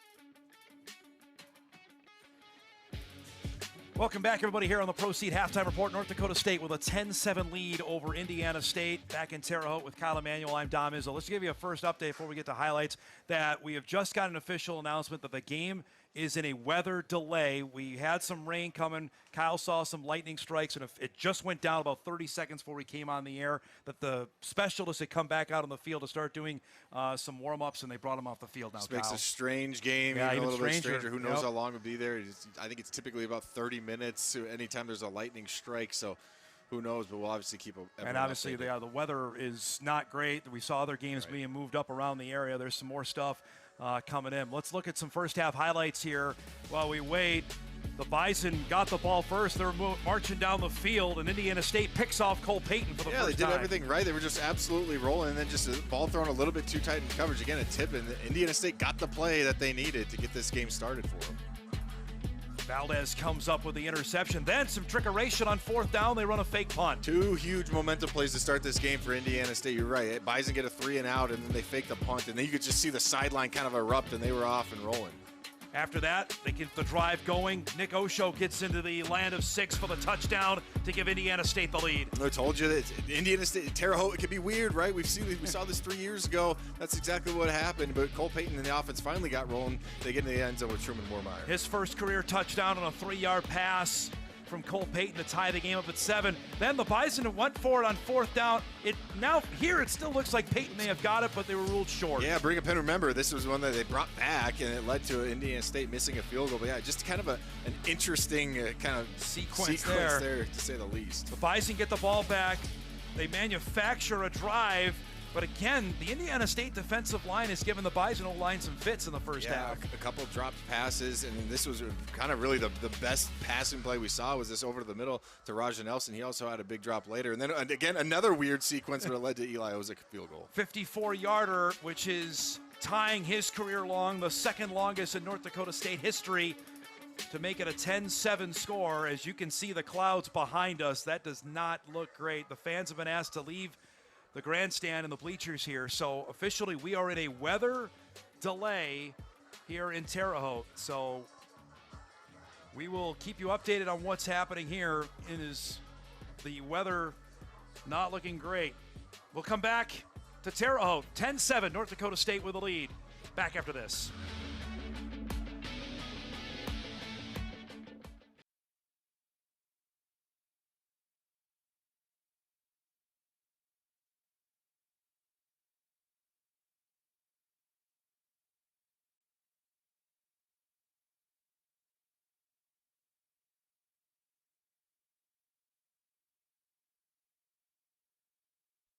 This has been the Proceed Halftime Report. Back here at Memorial Stadium in Terre Haute, it is a 10-7 North Dakota State lead. The game officially been delayed by lightning as we look at our Ag Country player profile, focusing on Keenan Wilson, who's already had a couple big tackles in this game. We mentioned over the last 2 games, 2.5 sacks. He's really become a force in the middle there. Yeah, I think he's a guy that you look at. He's probably going to be an all-conference player, without a doubt. I think his activity, right? I talked about it a ton in Bison game day. Just doesn't stay blocked. coming into this season, I thought he was primed for a big year, and he's really proven that so far. All right, so let's update things where, if you could see some of the shots we have at our stadium, it is ominous here. The game has officially been delayed by weather with lightning in the area, and it doesn't look promising, at least from the radar we've been looking at off camera here when we were in break. Now, just going back, for me, last 20 years covering Bison football, I don't remember a game affected at all by, it's been a long time for North Dakota State football. Yeah, I was played 4 years. I don't even remember. We barely had a cold game. You know, I guess we were very fortunate. I think one of the coldest games I played in was the last game of my regular season career. But yeah, you're right. I'd have to go back to high school the last time I was part of a delay. And you just sit in the locker room. That's my next question. So what are these guys doing right now? Like I said, it might be different than in college than it was when I was in high school. But typically, you're sitting around. I mean, it's not like you can go out, right? Because they call everyone off the stands, right? So we're inside. So that's where we're able to stay in here. But you're just kind of sitting around doing what you can. And lots of times for adjustments. I'll give you that. And certainly both teams probably will take advantage of that. But it's not ideal. Let's just put it that way. As a player, it is not ideal. Last time, from Ryan Peralt, North Dakota State Sports Information Director, Illinois State game in 2017 that had rain, sleet, and snow. That game was delayed at the start because of lightning, but the actual football game there was no delays there. So that's the last that he can remember. That was 8 years ago. So it's been a bit here. Right, and I think that's a little bit different, right? Yeah, because before the game. They'll still allow you at that point to kind of go through your entire warm-up. It's not like, hey, let's start. Now everyone stop, shut it down. And on top of, obviously, the absolutely terrible scene we saw with Jackson Dutenheffer, now you throw on top of a delay. It's been a weird game. Yeah. It's been a weird day, and it just kind of keeps getting a little bit more strange. All right, so as we're at right now, with a weather delay that's going to have, this is what it's going to look like here of where you can see, and we just had a couple lightning strikes here that you can see it's coming. We're going to get an update here from Indiana State Sports Information Director. As you can see the cell there, this great work, guys, of getting this updated for us. It's coming right over Terre. So what can you tell us? Yeah, Dom, just got a little bit of update. Looks like they're going to try and reconvene around 3:30. Okay. 3:30, they're going to try and reconvene and see where things are at. And then at that point, try to get everyone back on the field around 4. Obviously, give them time to do another warm-up and see where things stand at that standpoint. All right, so there's an update there. So, again, that's 3:30 local time here. So that is 2:30 Central. So right now it's 1:54 Central time. So we're going to have to sit it out here and see what happens as there's going to be an official announcement. So we're going to step aside.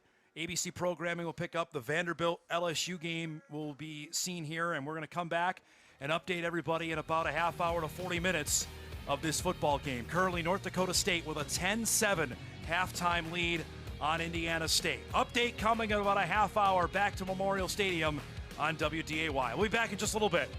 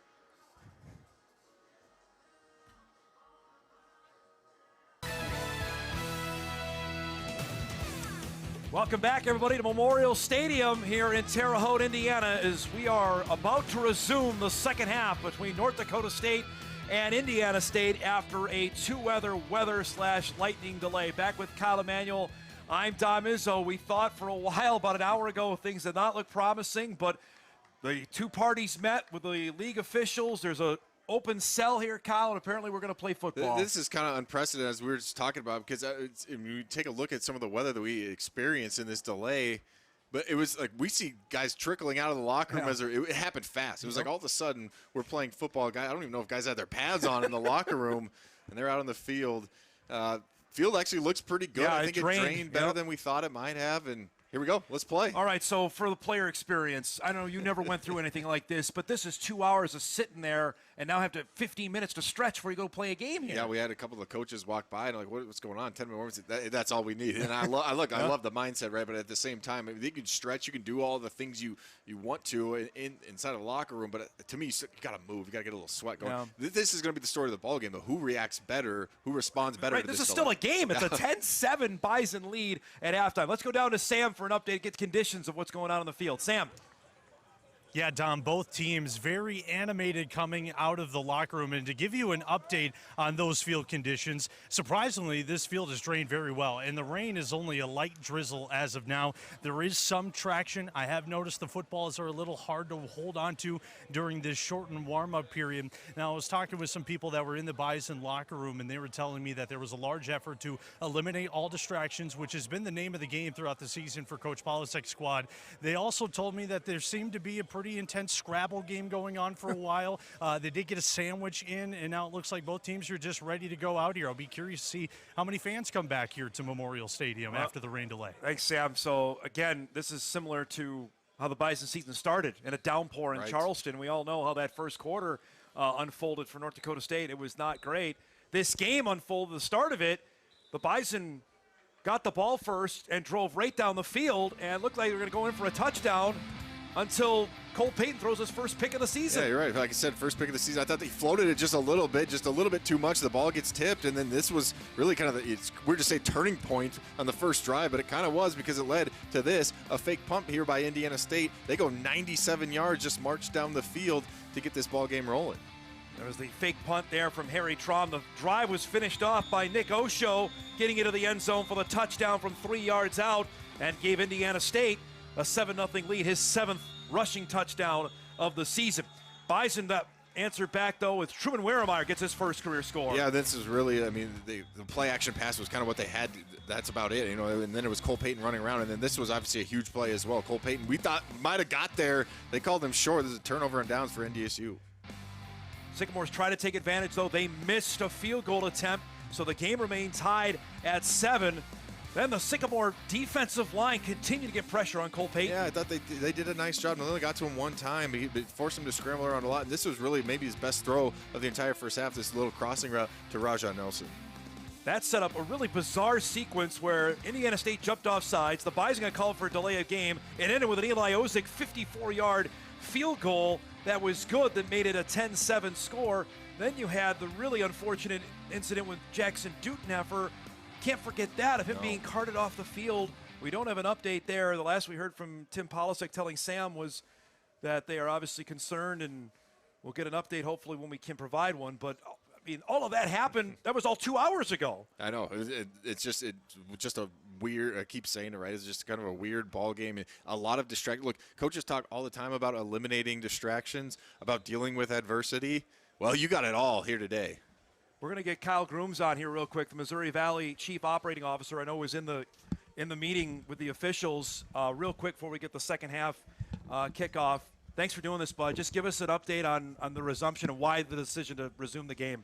Yeah, obviously we want to get all the games in, and this is a critical matchup with the MVFC and for both schools. And you know, anybody who's been in this game for long enough has always been a part of a weather delay or a rain delay or lightning delay. So nothing new to either coach or administration. So for what you're seeing, at least the radar is enough of a window to get the second half completed? Yeah, from every forecast that we've been paying attention to, we're clear of the lightning and the weather. So let's just kick off the second half and have a great competitive second half to this game. All right, bud. Thanks so much for doing Thanks, this. Appreciate Dom. it. Stay dry, okay? Kyle Grooms joining us, COO of the Missouri Valley Football Conference. You see Eli Ozick's kickoff goes through the end zone. Remember, Indiana State won the toss and deferred, so the Sycamores will get the football back.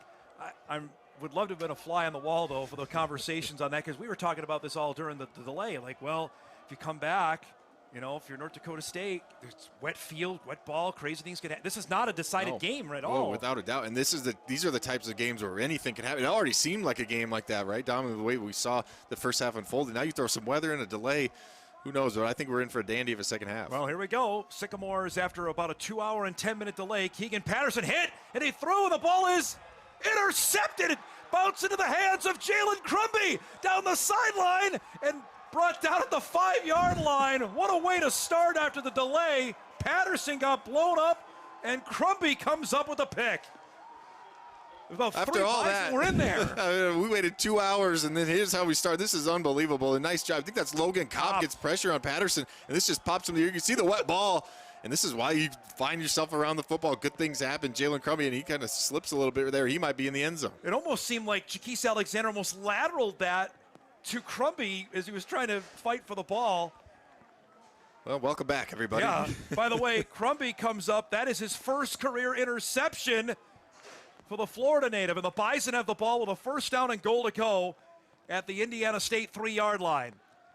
Peyton, wide open, runs in, touchdown, North Dakota State. One play, 6 points. His 6th rushing touchdown of the season.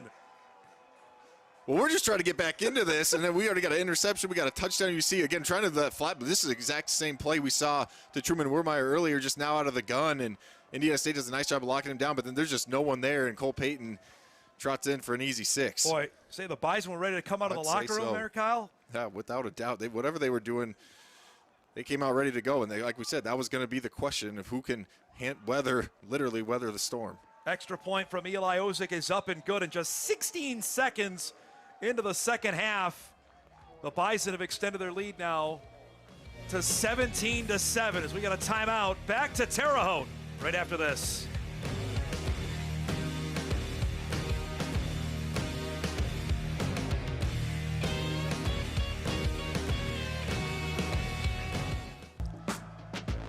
Bison football is brought to you by Shields, a proud partner of Bison Athletics. North Dakota State needs all of one play for Cole Payton to get into the end zone from 6 yards out, from 3 yards out, his 6th touchdown of the season to make this now a 17-7 score. The saying is, may you live in interesting times. We've got that going right now. What's happened just in the last 10 minutes? The fact that we're even playing football, right? It just, like I said, it kind of came out of nowhere, and the Bison were ready to roll.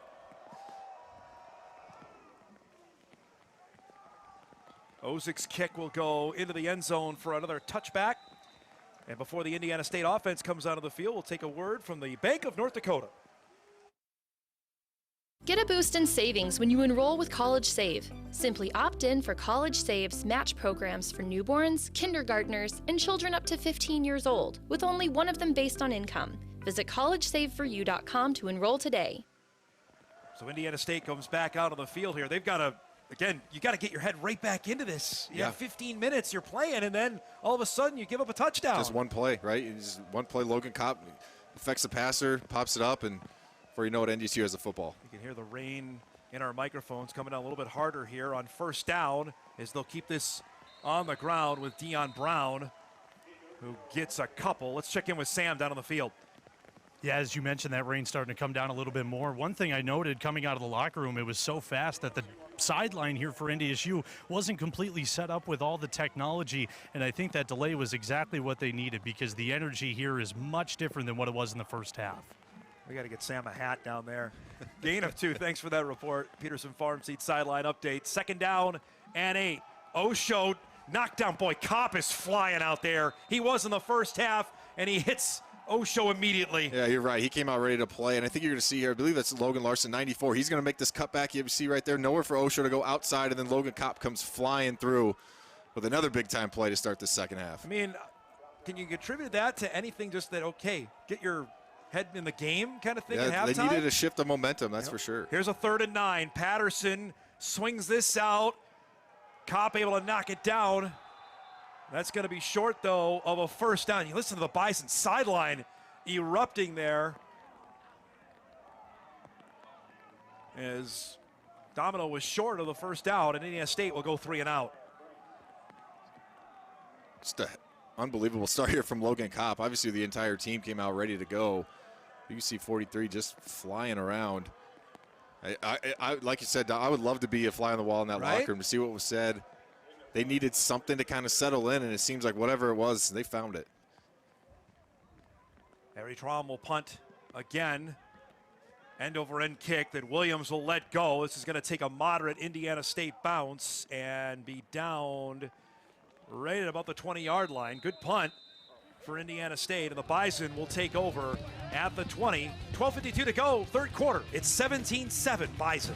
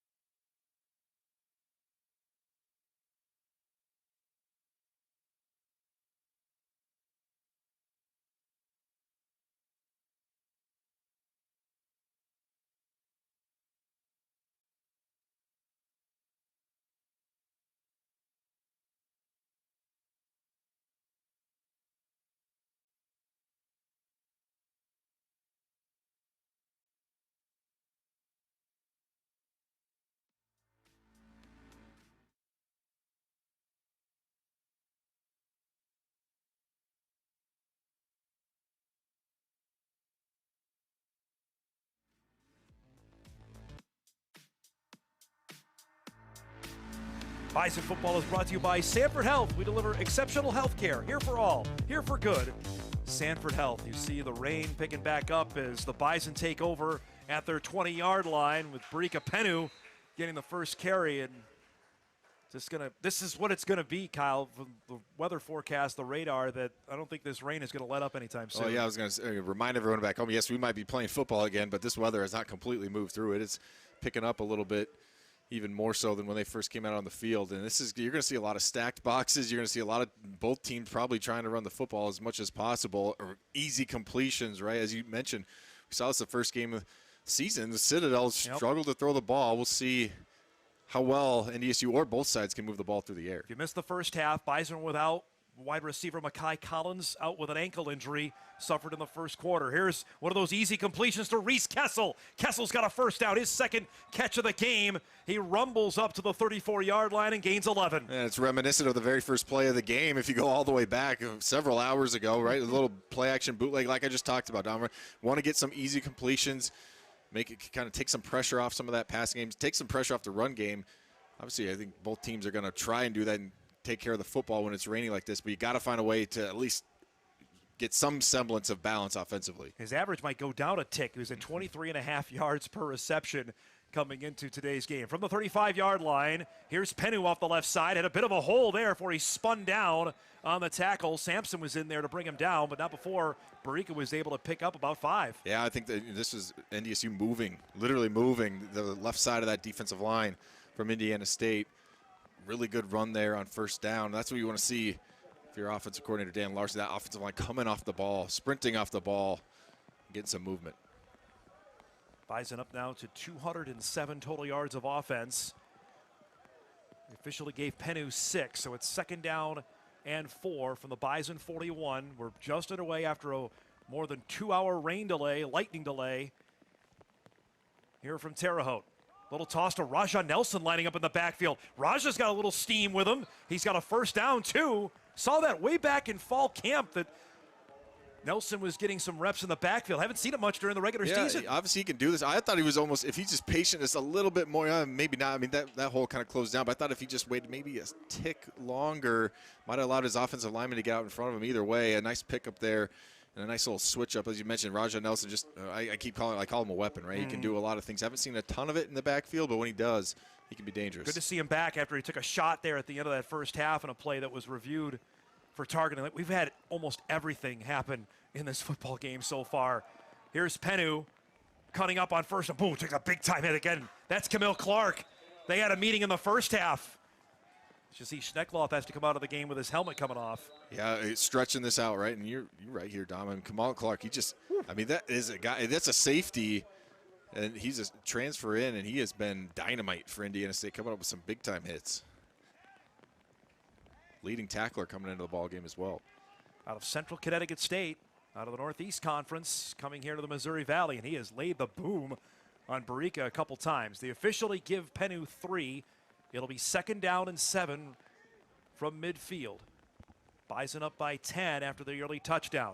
Toss here to DJ Scott, makes a nice move. Scott dragging a couple defenders with him. He'll get out to the 44-yard line and pick up 6. Yeah, and NDSU just, really shortening this ball game and their ability to run it right now. Like we said, both teams going to run the football. You're going to see a ton of it. Nice cut there by DJ Scott to get north and south. Pick up another first down as this Bison offense is rolling. New set of downs. Scott saw him get a little bit of run in the first half. That is 4th carry of the game, up to 22 yards in the late afternoon now from the 43 of Indiana State. DJ will take it again. Look at the patience, and now into the open field for DJ Scott. He'll come back in, still driving his legs forward. Finally down inside the 20, down to the 16-yard line. It's a gain of 27. And we talked about who's going to make the adjustments at halftime, and I think NDSU went into that halftime locker room and found some things in the run game. We heard Coach Polsek say it to Sam at the end of the half and say, hey, we got to do some things, especially to the tight end side of the football. And we've seen it now a number of times. It's really the second time we've seen kind of that pin pull, right? You're going to pin the outside, pull the offensive lineman around down to the bottom side of your screen, and doing it with a ton of success right now. That is longest run of the season for Scott. The Bison now into the red zone with a 1st down and 10 from the Indiana State 16-yard line. Penu waiting off the left side. Gang tackled there as he'll maybe get one back to the original line of scrimmage.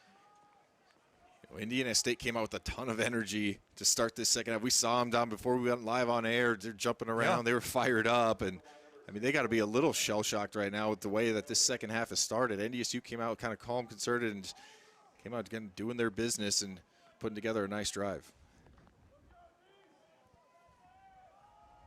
Scott broke a big one last week at a 24-yard run against Southern Illinois. Now a 27-yarder. It's a 2nd down and 9 from the 15. Penu, look at the hole for Barica. Penu to the outside. Touchdown, North Dakota State. A late penalty flag comes in as well as Penu has scored again. And I think this one's going to stand. I think that's going to be a horse collar there at the end of that play. Nice little counter play here to Brea Penu. We've been going to the outside, testing them on the edges there, and then you find a hole right in the middle of the heart of that Sycamore defense. You see it. I think they're going to call this, a horse collar at the end of this, and that one's going to count.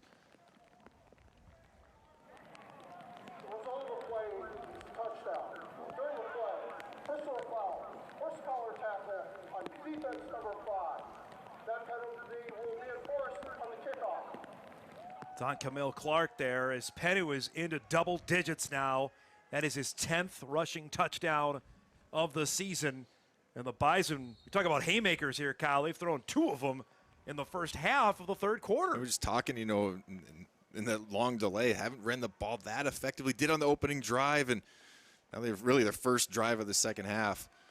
A nice job up front. Move the ball down the field and get into the end zone. Drills the extra point. And the Bison have exploded out of the gates for 2 touchdowns in the first half of the 3rd quarter. The new score reads, Bison 24, Indiana State 7.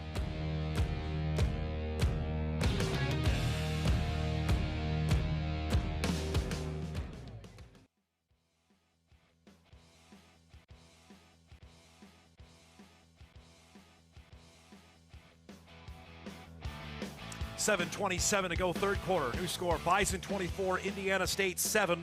Farmers Union Insurance scoring recap. The Bison go 9 plays, 80 yards, take 5:25 off the clock.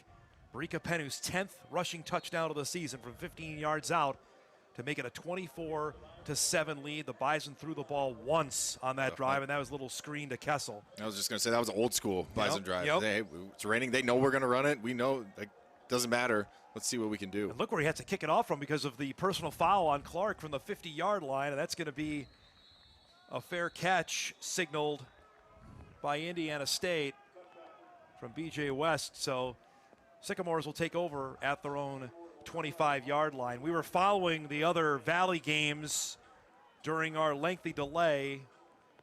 UND ends up winning almost by 20 on the road at Southern Illinois. Fighting Hawks are for real, folks. Youngstown State goes into normal and beats Illinois State 40-35. Wake up the Penguins after we buried them after last week. They get a huge road win today. South Dakota State also took care of Murray State. Chase Mason got injured in that game. As here's Brown on the toss on first down. Boy, the Bison defense is flying out there. Elijah Wayne along with Austin Altepeter in on the stop. Yeah, you're going to see a lot more of Elijah Wayne with Jackson Dutenheffer not done for this ball game, and good job right there. That was basically the same play they ran to score their first touchdown. Patterson flushed here. This one complete. Nice diving catch. Hauled in by Torrey French. And good for Indiana State first down. Well, it's a good job by Patterson just holding this a little bit longer, right? You see right there, Donovan Woolen basically right in his throwing lane. He just holds it just long enough for Woolen to move a little bit too far to the outside, and then he had his window. Sycamore is going up tempo here from the 37-yard line. Play fake here. Patterson wants the deep ball, nearly intercepted. Taylor Needy was in the area code to knock it away. Phenomenal read here by Taylor Needy. I mean, we'll have to take another look at it. If it's not raining, I don't know if he doesn't come away with this, but it's just a great jump. It's a little bit too far outside. You see one that you're going to want to come up with. You got a Butterfingers for that one. See, Jalen Crumby was jumping on the sideline saying, come on. It's a 2nd down and 10 from the 37. Patterson kept this one. Wayne was in there to blow it up.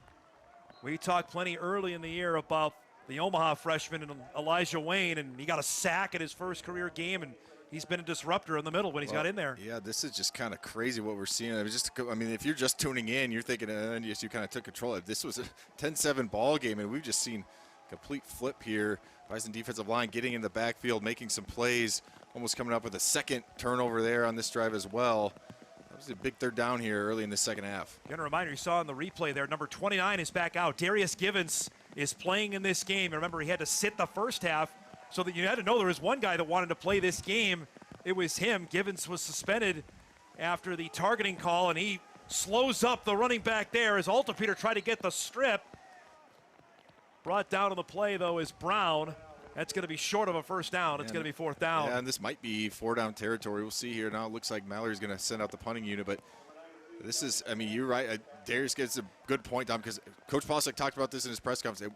He's going to come in, he's going to bring some energy. Boy, did they need it. Yeah. And you can't just point to one guy, but something switched so far in the second half, and it might have been 29 coming into the ball game. We were talking about this as well. If the game was declared a no contest, would Givens still have to sit the first half of the game next week against the Jackrabbits? And hopefully now that is assuaged as this punt is fielded by Williams, and he gets hammered down to the ground there. Good special teams tackle by the Sycamores. Jorge Valdez, who's had a great game. Valdez had the pick of Peyton early. He also nearly got ejected for targeting, and good for Indiana State that he's still in there. Yeah, good job again. And we just saw North Dakota State go on a long drive. But, yeah, anytime, especially you get some weather, you need something to go your way if you're Indiana State. And that's a good start right there, putting this North Dakota State offense deep in their own territory. One other update, thriller going on in Cedar Falls. Northern Iowa's just scored at 17-14 Coyotes with 40 seconds to go in that one. Is USD, who edged out a win here last week, trying to pick up a 3rd straight victory. Bison get the football at their own 12-yard line. Rain again coming down hard as Penu will get the carry.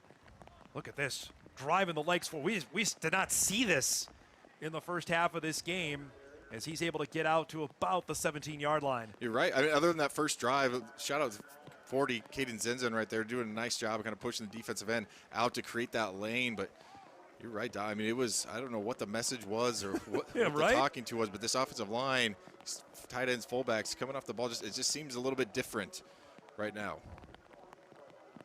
Well, we're going to ask afterwards because I certainly like to know what was said. As you see, Brea now is rushing total up to after that carry. On second down, he's got a lead blocker. Penu with a head of steam, thrown down to the ground, but not before he gets out to the 30-yard line. Covington on the tackle, but another first down. And some talking afterwards. Yeah, it's just a battle of the trenches. It's a battle of will. I mean, both teams know you're going to run the football, and this is basically the same play we saw kind of to the near side, now going to the far side, going towards the NDSU bench. It's just a pin pull. It's nothing super fancy about it. I think Indiana State knows it's coming, but right now, NDSU just out-physicaling this Sycamore defense. Gain of 12 for Brea, who's closing in on another 100 yards. On a first down now, DJ Scott to get a carry. Look, that falls forward and able to get another 4 to 5 yards. With the crowd that is dissipated here, we can hear almost pretty much everything down on the field. Bison sideline, as Sam was talking about earlier, pretty animated. Yeah, I think they're fired up. Like, again, the energy just seems different. This looks like a play that's going to go for 1 yard, maybe 2. Talked so much about staying ahead of the chains, and they've done that. You see some of the fans stuck around. They are the faithful here. Yeah, that's right. Quite a few we could see sitting in their cars waiting for this rain delay. There's a gain of 4 for Scott. Makes it a second down and 6 from the Bison 34. Scott lined up next to Peyton. He'll get it here, trying to get some wheels going on the right side. Falls forward. He was tackled on the play by Yatzko, who's had a really nice gain, number 34 for Indiana State. I just don't think you call a different play. I was going to say, right? Proved, right? I mean, it's now this. I mean, you get 3rd and 2. I would not. I mean, this is going to be another run, right? I mean, this maybe you factor in a Cole Peyton run, something that's slightly different. Maybe you'll see a little bit of a play action, but this is just, like I said, old school. Tim Polasek was around back when I was playing. It was just hand the ball off, 10, 15 times in a row. That's kind of what we're seeing right now. You see, he's grinded it out there on the sideline on a 3rd down and 2. Down to 2:20 already remaining in this third quarter. Bison with the ball with the third time. Peyton, look at, he's got an alley here. He's got the first down. You called it, Kyle. Peyton all the way out to the 47-yard line. He picks up 9. Yeah, it's a great switch up, right? Because it's basically a run pass option, even though it's not but technically by the definition of the book. But you get Cole Peyton on the outside. We saw this a week ago. What they did, they do this in the red zone a ton. Get an athlete like Cole Peyton out of the edge. If there's someone wide open in the flat, you dump it off. If not, you just take off and run and move the chains. Peyton up to now 66 yards rushing on the afternoon, along with that touchdown that he scored earlier in this quarter. And the Bison now out to the 47-yard line with a new set of downs. So we click down to 1:40 remaining in the third. A little toss here to Raja Nelson, who gets tripped up. Raja was able to fall forward for about a yard. Nice tackle there on the play by DJ Griffith. Yeah, and Gajewski gets into the backfield, and that's really what Indiana State needs. We just haven't seen much. We saw a little bit in the first half, but haven't had much penetration at all. These Bison running backs have kind of been able to just sit back there and be patient, wait for something to open up. Good job that time by Indiana State of coming up, and they, like I said, they know what's coming. Got to find a way to stop it. Officially, they'll say no gain for Nelson. There'll be a second down and 10 from the 47. Looks like the Bison will throw it here, maybe for the first time, as Peyton waits, finds Kessel just waiting over the middle, and he's able to get a first down. He gets 12 on the reception. Oh, we saw a ton of this in the first half. Maybe his first read, second read not open, just scrambled a little bit, buy just a little bit more time. You see him go to the first read, second read. Brea Penu not open there. Well, I'll just buy a little time. Reese Kessel just sat down there, but I don't even know if he moved, just waited for the zone coverage to kind of shift a little bit, and he found the hole there. And after the felt like a longest first half of all time, Dom, with this third quarter is just melted away. Likely going to be the final play of the quarter, barring an incomplete pass or a penalty from the 42-yard line of Indiana State. They'll give it to Brea Penu. Makes a nice cutback. Gets driven down to the ground. Falls forward. Nicely done there to the 35-yard line as he picks up 7. And that will bring us to the end of the third quarter, and a dominant one at that for North Dakota State. After a 2-hour delay, the Bison get a pick, find the end zone twice. As we go to the fourth, it's North Dakota State 24, Indiana State 7. Fourth quarter coming up. You're watching Bison football on WDAY.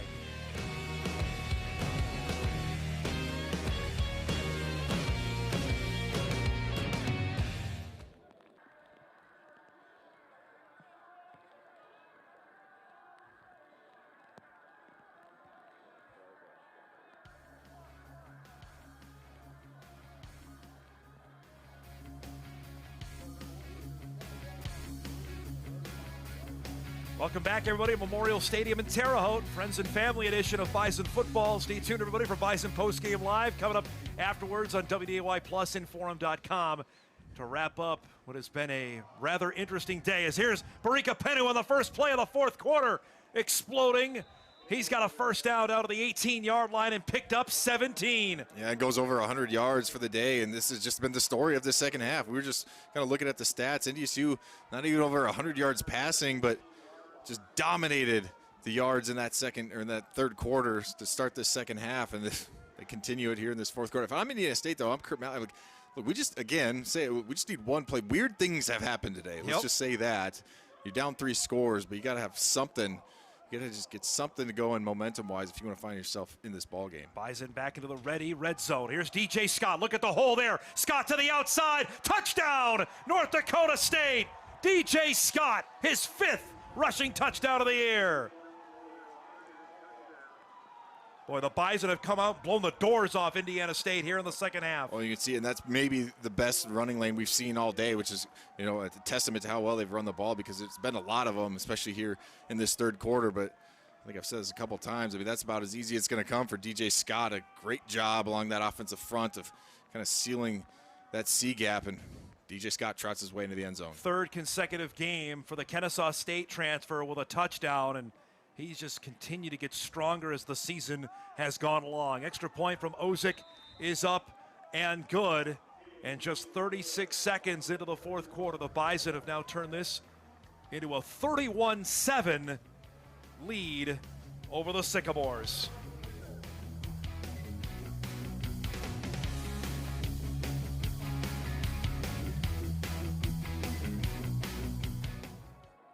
Bison into the end zone again on a DJ Scott 18-yard touchdown. Our Farmers Union Insurance scoring recap: 10 plays, 88 yards, took 5:43 off the clock.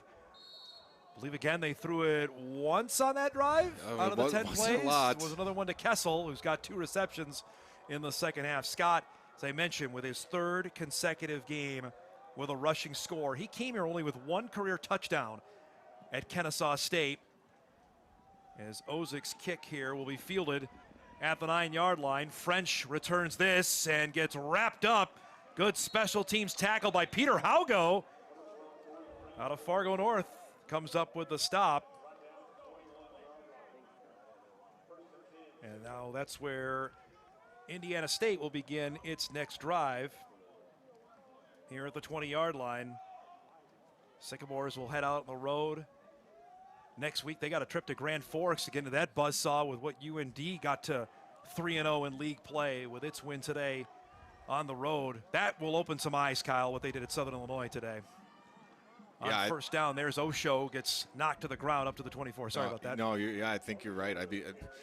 They already opened eyes. I think in the first week of the season, they go up to Kansas State and maybe probably should have won the game. And then what they did in Missoula against Montana.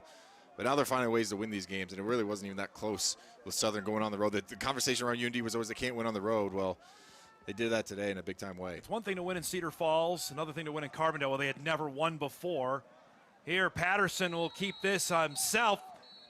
That ball may have popped loose there. They're going to say he's down before he got hit. Guess who's throwing the hits out there? Darius Givens coming out of the safety spot. That guy was ready to go coming out at halftime, without a doubt. I mean, you take away the opportunity for a young man to play the game, and like you said, it would have been interesting if this game was ruled no contest, how that would have been ruled, but thankfully for him, he gets in the ball game, and that suspension's now over. 3rd down and 6. Patterson under pressure, slings this one, tipped and incomplete. Out of the hands of Drawdy, who had a big reception, a 25-yarder in that first half that set up the Indiana State touchdown.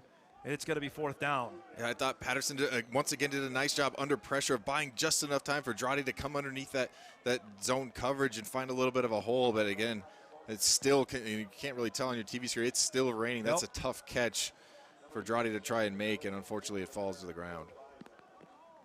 Bears pointing out, obviously, what the score was to start. NDSU has scored 31 unanswered points here. Granted, I know with a 2-hour delay mixed in as well. Just a second half onslaught here as Williams will return this from the 34-yard line. Can't get any traction there, and he's brought down. Good special teams tackle. Guess who? Clark is in there again, who leads the way for Indiana State in tackles. Timeout. 13:06 to go in the ball game. Bison leading it 31-7.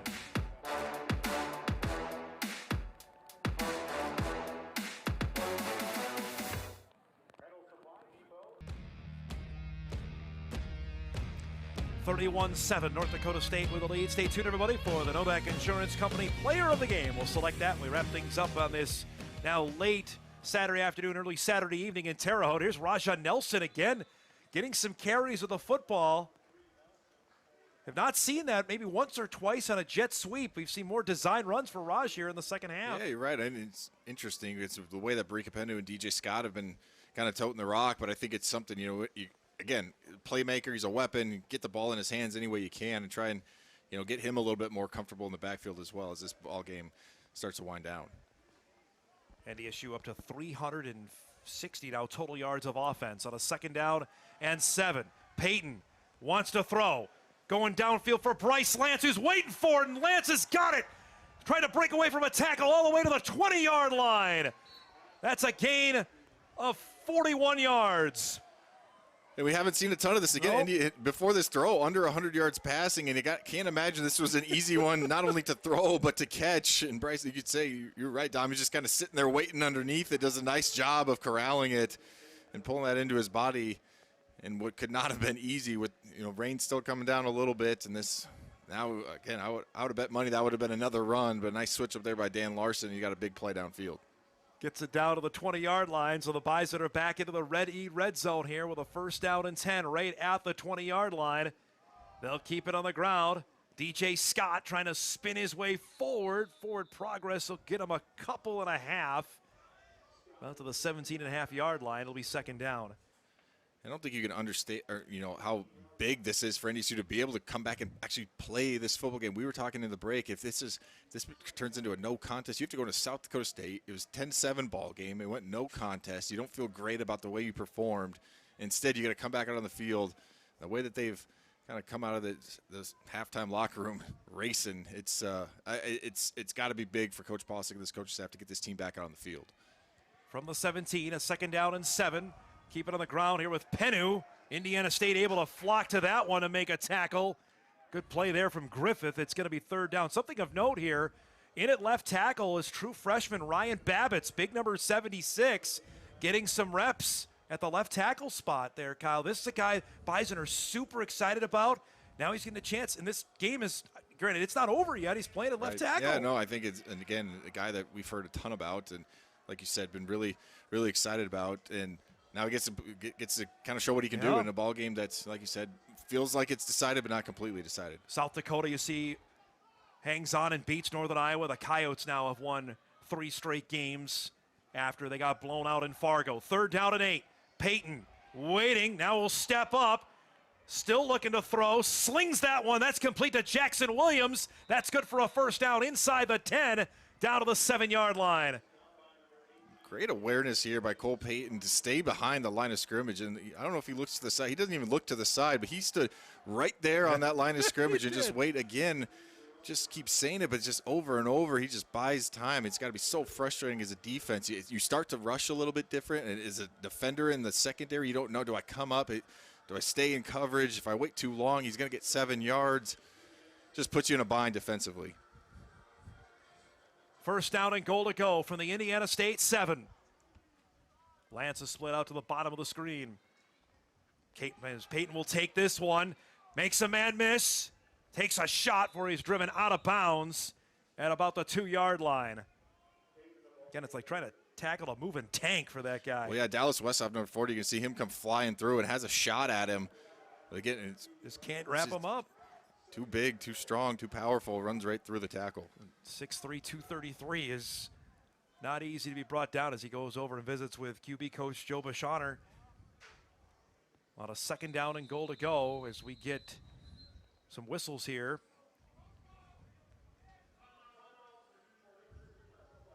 We got an injured Sycamore sitting in the end zone here for Indiana State. Might be a cramping issue here. So we'll take a timeout with 9:08 to go in the ball game. Bison knocking on the door, up 31-7.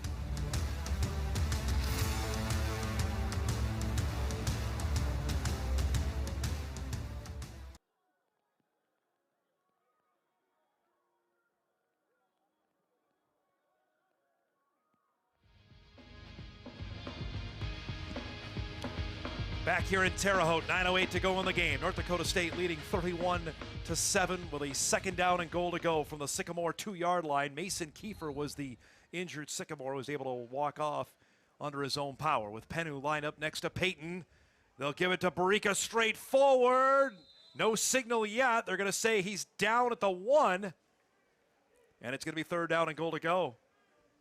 Yeah, that was close. You got Brea Penu just going straight, as you mentioned, Dom, just straight downhill. Looked like it was close to the goal line.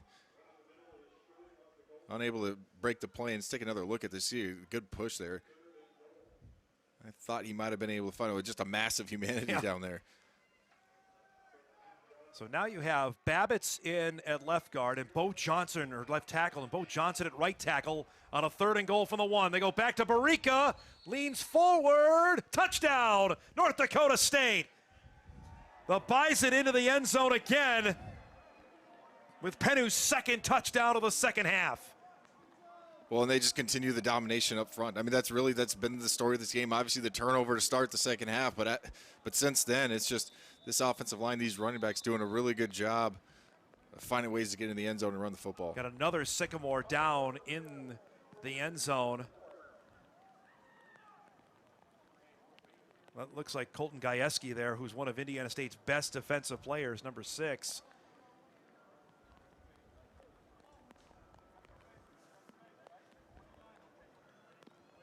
Penu now up to 11 rushing touchdowns on the season. He only had 7. Now you say only 7 all of last year, of course, with what Marty Brown did, as we talked about in Bison Game Day, which seems like 2 days ago. But we knew Brea was going to be the horse this year, and he is paying that off. Well, you're seeing 7 and 8 walking right next to each other. I think they've just been so complimentary of each other. The similar backs are obviously Brea a little bit bigger. As you see Gajewski get up and hopefully able to walk off under his own power. But the second half has been the offensive line, but those running backs have been doing it all season long. I think they've done a nice job. They make people miss. They bounce off tackles. That was a big emphasis. We think back a whole year ago to start the season. Coach Posek wanted to see more broken tackles, more finishing runs. I think they've done that.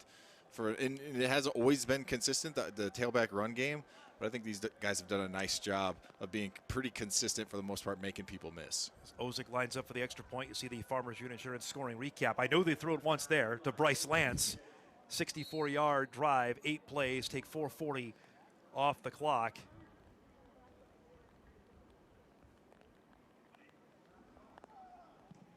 As Ozick, who drilled that 54-yarder up and good to make this now a 38-7 score. Kyle, some really encouraging news to share here. No further update yet, but Jackson Dutenheffer has returned to the stadium. Early indications are that Jackson is going to be okay. That's the best news. Yep, absolutely. And there he is, folks. That's unbelievable news. It's better than anything we could have. I mean, if you're Bison, it's better than any result on the scoreboard. The fact that he is back here, he's walking, he's standing up. All of that. That's about as good of news as we could have hoped for. So that's great news. We're going to ask more, obviously, post-game with Tim Polasek on the status there. But if he's up, that is 180 from what we saw. This copyrighted telecast is an exclusive presentation of Learfield under the broadcasting rights granted by North Dakota State University. Reuse of this presentation is prohibited without the express written consent of North Dakota State University and Learfield. That makes the delay, all of that, worth it, Kyle. Just to see that right there. The amount of messages I've received just in the 2 hours, people asking me, he's about as popular a player that's on this football team, as that's going to be down to the end zone for a touchback. Being a North Dakota guy who was a standout at Mandan, he's a captain of this team. You think you could see how much respect he gathers, not just from the team, but I think the staff around him. That's just the best sight possible. I agree 100%. Couldn't agree more. And I wonder almost if is that a rallying cry in the locker room? Say, hey, that had to affect the team without a doubt. Again, I've been in that situation. You see a teammate, a brother, a friend go down like that, and it affects everyone. And I think there had to be a rallying cry a little bit in the halftime locker room. Hey, Jackson can't be out there with us. We don't know the status of him at the time. Now to see him back standing up, just, again, best news possible. On first down, Brown gets the carry. Looked like Peter Haugo was in there first, as you see a bunch of the Bison backups are now in defensively. A couple of starters still out there. Haugo in there with Alta Peter, Ray James. Good to see Ray out there battling a shoulder injury it's his other shoulder. He missed all of last year, dealt with a labrum tear, missed spring football as well. Patterson will roll out here on second down. That's complete into the flat. Nicely done to Keyshawn Singleton, who's been quiet today. It's going to be good for a first down, but a penalty flag back thrown on the play here at the 26-yard line. See if this is coming back. It is.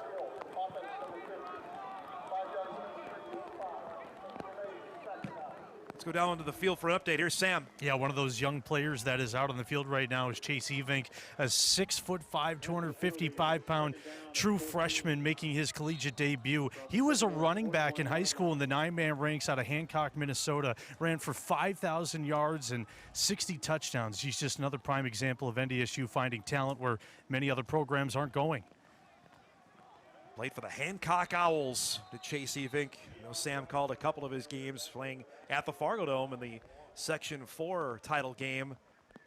Those are the kind of players you played with, a bunch of guys from, I think of Anthony Lavoie, like small-town Minnesota guys that were developed and became, Joe Haig, another one that became fantastic players. Yeah, you're not going to get like 4 or 5-star recruits, right? But at the same time, I mean, if you can find guys that you can develop, and I think that's what NDSU has done so well. I mean, you can point to a lot of things people ask me all the time. What's the secret sauce there in Fargo? And it might be number one is developing players, finding some talented guys that may be slightly undersized and turning them into really good football players. On 3rd and 13, there's right on the spot, comes up with the play.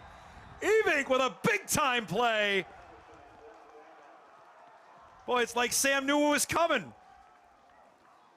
I got to say that 53 looks good on him. And this is a great job again, just staying alive, right? Using his hands, getting off offensive linemen, and then understanding quarterback's going to scramble coming off and coming up with a big play.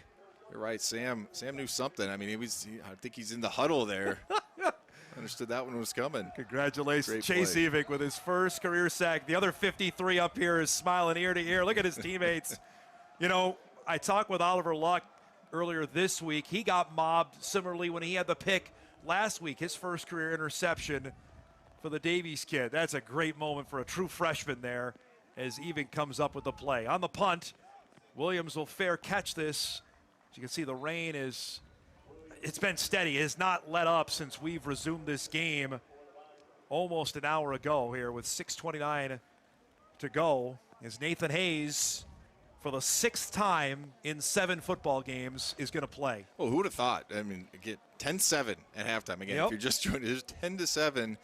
And, you know, it was a game where we felt like NDSU might be able to get some young guys into the football game. But then the way that first half went, you just never thought. You thought this might become a 4-quarter football game. And they get some guys into the game once again. And like you said, Nathan Hayes, for every game but one so far we've seen him.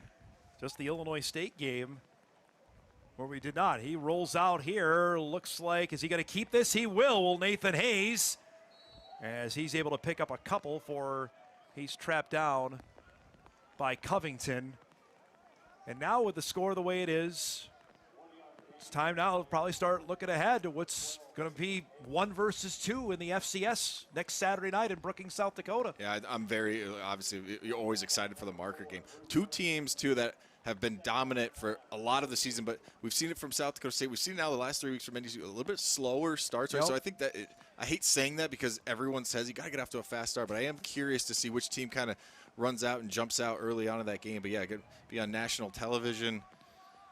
Oh, looking forward to that one. And every single year you can circle that one on your calendar. The Jacks were sluggish out of the gates in Murray today. Here's Owen Johnson on the carry on 2nd down and 9. He's able to fall forward and get a couple. Well, then what's the status of Chase Mason, as we were talking Absolutely. as well? Mason did not finish that game. Right. SDSU star quarterback. So each team is going to be dealing with injuries. Obviously, don't know the status on Dutenheffer, one of NDSU's studs in the middle. Kai Collins goes down. We'll see what his status is. Obviously, a ton of talent in that wide receiver room. They've dealt with Chris Harris being down a couple different times. You see Logan Conklin right there. They got a lot of guys there, but still tough anytime you lose any guys. So, yeah, it's always fun. You go down to Brookings, a place that they have not lost in forever. On the rollout, Hayes sings this one incomplete. Trying to hook up with Isaiah St. Romain. Again, looking at the gloves there. Bison have not won in Brookings since 2019. There's the Adam Cofield 4th down run. A 71-yarder as they went for it on 4th and 1 from their own 29-yard line, ended up being the game-winning touchdown. We've been down there the last 2 years when the 21 game was so odd that Pierre Strong scored, remember, on the first play from scrimmage. The Jacks built a big lead. 23, the Jackrabbits were the best team in the country that year. This is going to be a whole different scenario. And for those that thought South Dakota State was going to fall off the map with the amount of guys that left to go to Washington State with Jimmy Rogers or Griffin Wilde, who went to Northwestern, Dan Jackson was bringing back Chase Mason, Quentin Christensen, their big left tackle.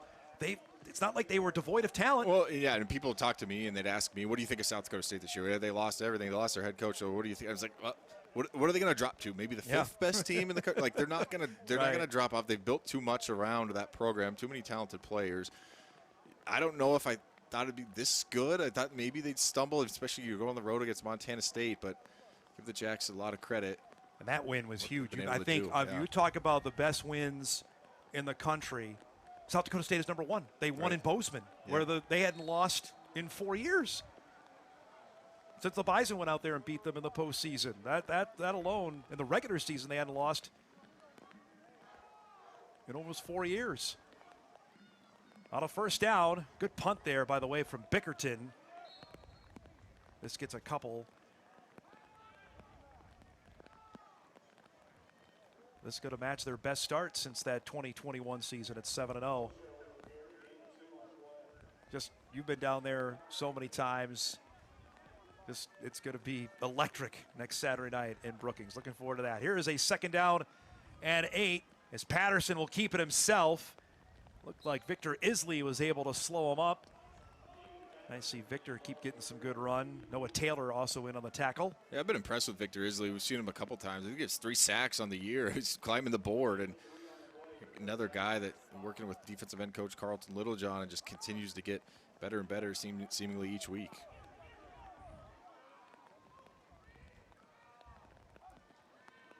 On a 3rd down and 5. Patterson tipped, nearly intercepted. Taylor was in the area.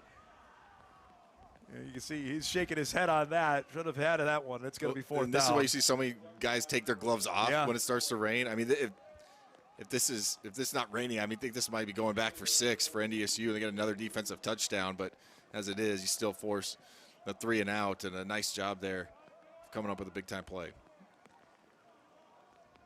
Boy, just like a complete switch flipped here. Whatever happened with the thunder, the lightning, and if that woke them up, I have no idea, but I have to imagine seeing their captain back here is going to bring a lot of smiles to their faces. This is going to be a fair catch signaled by Williams at the 47-yard line, excuse me, and that's where Bison offense will come back out here trying to run this thing out with 3.5 minutes to go. While we have a quick minute, just want to give a quick shout out. My father-in-law, Randy, who's been battling some health concerns this whole week. He never misses a broadcast. Just wanted to say I'm thinking of you, love you, and hope you're enjoying the game today, which we all had to endure a bit of a delay. A great shout-out, Kyle, to our crew that sat around here, made sure the cameras, all of our equipment stayed dry, and for those watching on ESPN Plus to stick through it as well, we appreciate that. From the 48-yard line of Indiana State, here's Cortez LeGrant getting his first carry. Boy, the explosion there. We have seen that from the Minnesota transfer. Each time that he's gotten in, his speed is hard to contend with. Yeah, multiple times we've seen that towards the end of the games, you can see he's got some penetration there in the backfield to start it off the play, and just kind of weaves his way around and makes some guys miss. Yeah, I've been really impressed with Cortez when he gets into the ball game. Like you mentioned, Dom, shows off that burst.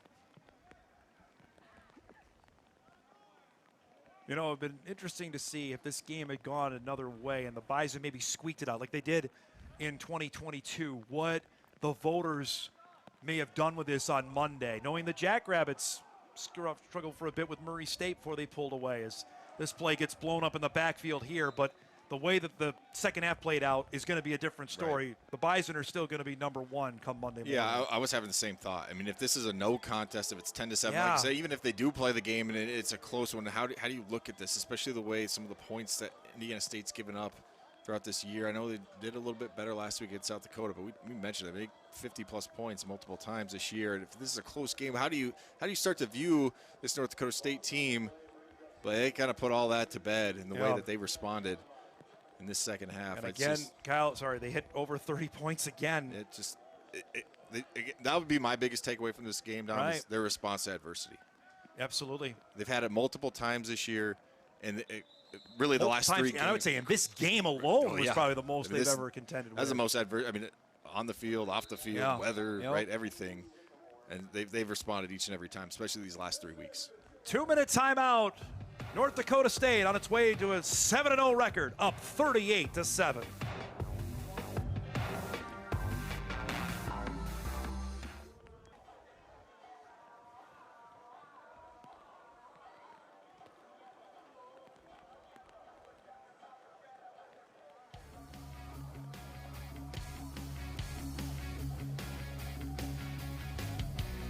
Two minutes to go in this one in Terre Haute. 38-7, North Dakota State with the lead. A 3rd down and 13 for the Bison from the Sycamore 37-yard line.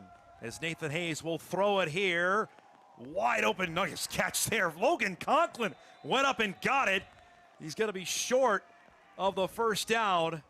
It'll bring up 4th down, but you saw the acrobatics there from Conklin to go up and make a catch. Well, I think Nathan Hayes learned something a little bit from that throw he made to Isaiah St. Romeo. It looked like he just took it, threw his changeup a little bit, just took a little bit off, understanding the weather and how difficult it is to catch a football in this rain. And Conklin did a nice job of going up and climbing the ladder. Bison offense will stay on the field here for a 4th down and 2 as we're down to the final 90 seconds of this one.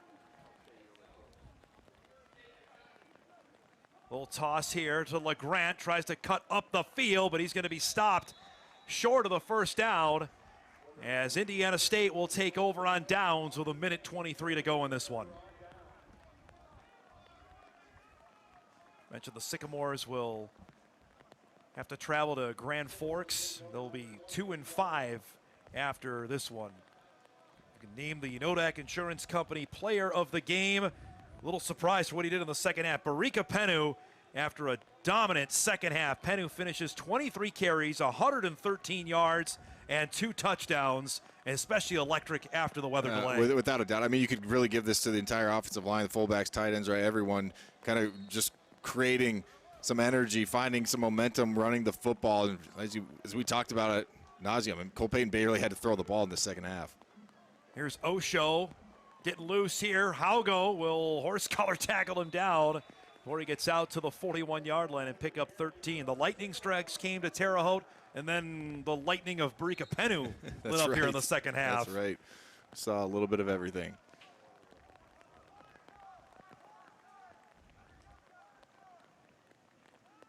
On a 1st down, this one slung. That's one complete there to B.J. West. Good throw from Patterson as they'll get to the 44-yard line. That's a gain of 15 yards. As we're under a minute to go, Bison trailed in this game 7-0. They have railed 38 straight points as Patterson goes deep. That one incomplete. Trying to hit Weiss down the field as Antoine Booth was in coverage. Yeah, Indiana State still trying to find something. Most of their starters still out in the field. As you mentioned, I mean, 7 points. Felt like they did maybe a little bit even more than that. Then the 7 points had some things rolling at times that first half. But again, they're trying to get some things, kind of some momentum going. As you mentioned, they have another tough one next week. Handoff here to Osho. Good, powerful run there. He's a good back. He is, yeah. To see what Indiana State, how they utilized him going forward. We have not seen Ples Lawrence, number 1, who's been out with an injury. He might be their most talented back. Young man out of Indiana, Kokomo, Indiana, the explosive player there. As Patterson, this one incomplete. Trying to hit that one into the flat for Cale Vanderbush. And it's going to bring up a 4th down. Hey, you bring up Nick Osho. I was really impressed with watching that Southern Illinois game when they were basically, I mean, you could tell they were not going to throw the ball. They were just struggling, could not get anything going in the passing game. Everyone knew they were going to run the ball. Osho still found a way to get over 200 yards. I think you're right, Don. I think he is a talented back. 4th down and 5 with 25 seconds left in this one. This time Vanderbush gets it wrapped up. Haugo with a nice tackle. And that will turn over the Sycamores on downs. And the Bison will be able to kneel this out and get out of here with an impressive victory. Had to wait a couple extra hours to get it, but the wait will have been worth it, Kyle. Yeah, this is one that no one's going to forget, us included. I mean, the way that the things that happened to this game, the weather, the delay, the fact that it was a really close ball game going into halftime when everyone expected this to be a lopsided victory. This is, again, there's going to be some questions, right? Especially the first half, what happened there. But I think their answer, the response to come out after a 2-hour delay to do what they did shows that they, obviously can get off to fast starts. Just have to find a way to do it in the first half.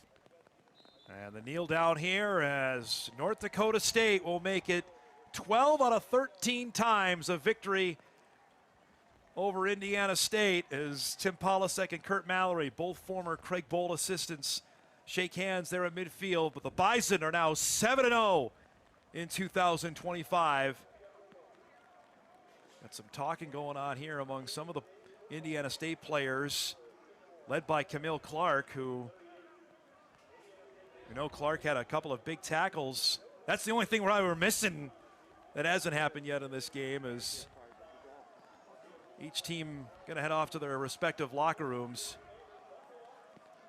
Yeah, this is not the time. I mean, this is how you talk about suspensions. This is where you can see most of the Bison staff get your way into getting the locker their guys into their respective locker rooms.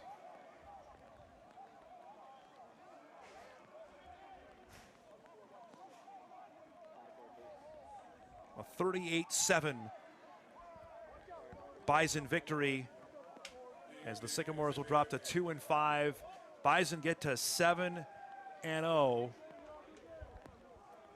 Cole Payton finishes 12 of 18 for 149 yards. His first interception, which seems like it was happening a couple of days ago, and of course the touchdown pass as well to Weremeyer. He ends up with another 71 yards rushing and a touchdown. So again, well over 260 some odd yards combined and a couple scores. Just another ho-hum day in the office for the Bison quarterback. Penu, as we mentioned, our player of the game with 113 yards and a couple scores. Bison add to their turnover margin as Sam is standing by with Tim Polasek.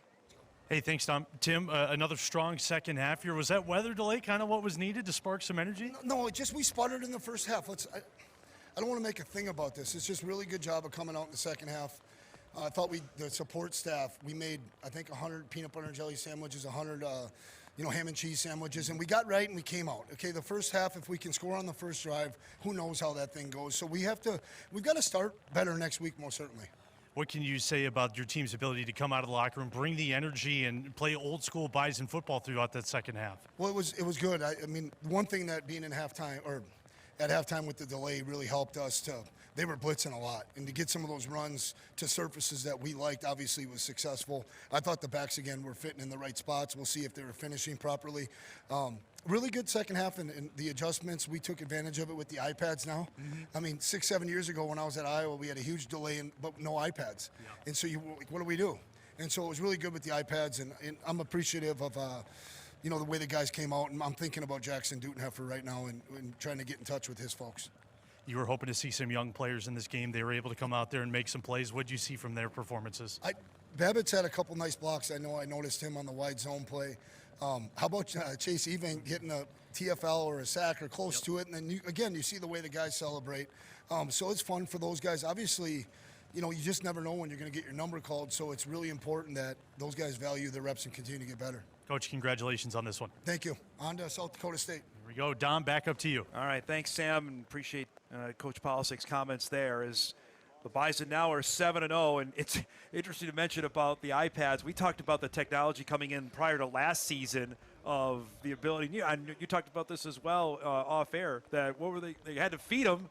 They were able to adjust for that, and boy, it was just a tale of two halves, completely different after the weather delay. Yeah, and I like the comment there from Coach Paul. You don't want to make it a thing. It's kind of like I talk about with missed tackles, right? The fast start, it becomes this mental obstacle that you feel like you have to kind of overcome. But without a doubt, the questions are going to remain just because of the way that the first half went. But yeah, I mean, shout out to their support staff, I guess, making that many sandwiches. I can only imagine Coach Kramer running around trying to feed that entire team. The iPads is another good comment because a couple of years ago you couldn't do that. You're just kind of guessing on what you had seen and based on what the coaches tell you. So shout out, or I guess phenomenal performance there from NDSU in that second half. They found a way to get things rolling, especially like I said, old school running the football down the throat of the defense. Bison finished with 283 rushing yards.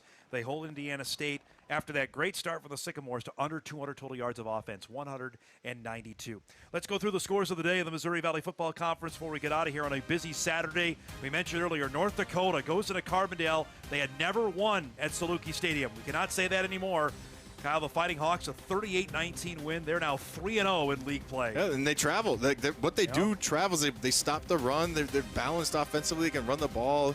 They're throwing the ball well. This looks like a complete football team. That's all we could say. They have two really good losses. You can call them that with Kansas State and Montana. And this is going to be a team that, we can look ahead. I can't wait to see what that's going to be like up in the Alaris They have Center. a trip to Vermilion as well coming up prior to that game against the Bison. The Jackrabbits stay undefeated as well. A big win over Murray State. The big question out of that, Chase Mason, the star quarterback for the Jackrabbits, limped off after he scored a rushing touchdown. He did not play the rest of the game. His status, that's a huge deal heading now into the Dakota Marker That game. might be the biggest storyline heading into that, as we said, like they've sputtered a little bit, especially offensively to start football games. You lose your star quarterback. Now what does that look like going against a Bison defense that's humming right now? Youngstown State and Illinois State play the game of the day. The Penguins go into normal. Got a big lead, held to hold off Illinois State late, but the Penguins win it 40-35. That may have saved their bacon in terms of the postseason. Yeah, we're looking for one of these teams that we talked about on Bison game day. Illinois State no matter what, it feels like they find a way to play in close games, and it finally kind of caught up to them. Obviously, the NDSU game, but Youngstown State, they have gone on the road. They've had a couple of tough games. For them to still have the energy to find a way to win, that's an impressive win there for the Penguins. And South Dakota edges out Northern Iowa 17-14. A reminder, we're back with you next Saturday. Bison Game Day will be live in Brookings at 10 a.m. The game exclusive to either ESPN2 or ESPNU. We'll find out on Monday. It'll be a 7 o'clock kickoff in Brookings. That'll wrap it up here from Terre Haute. Big shout out to our crew, to Joe Schwer and Brody Johnson, our camera operators on the field, who did a tremendous job. Of course, to our engineers as well for making the broadcast happen. Final score of the game, North Dakota State 38, Indiana State 7. For Sam Getzinger, Kyle Emanuel, our great crew, I'm Dom Izzo. Bison Postgame Live is coming up just a couple of minutes on WDAY+. You hear from Tim Polasek and the Bison players coming up after that. Big win for the Bison. Thanks so much for watching, everybody. We'll see you next Saturday in Brookings.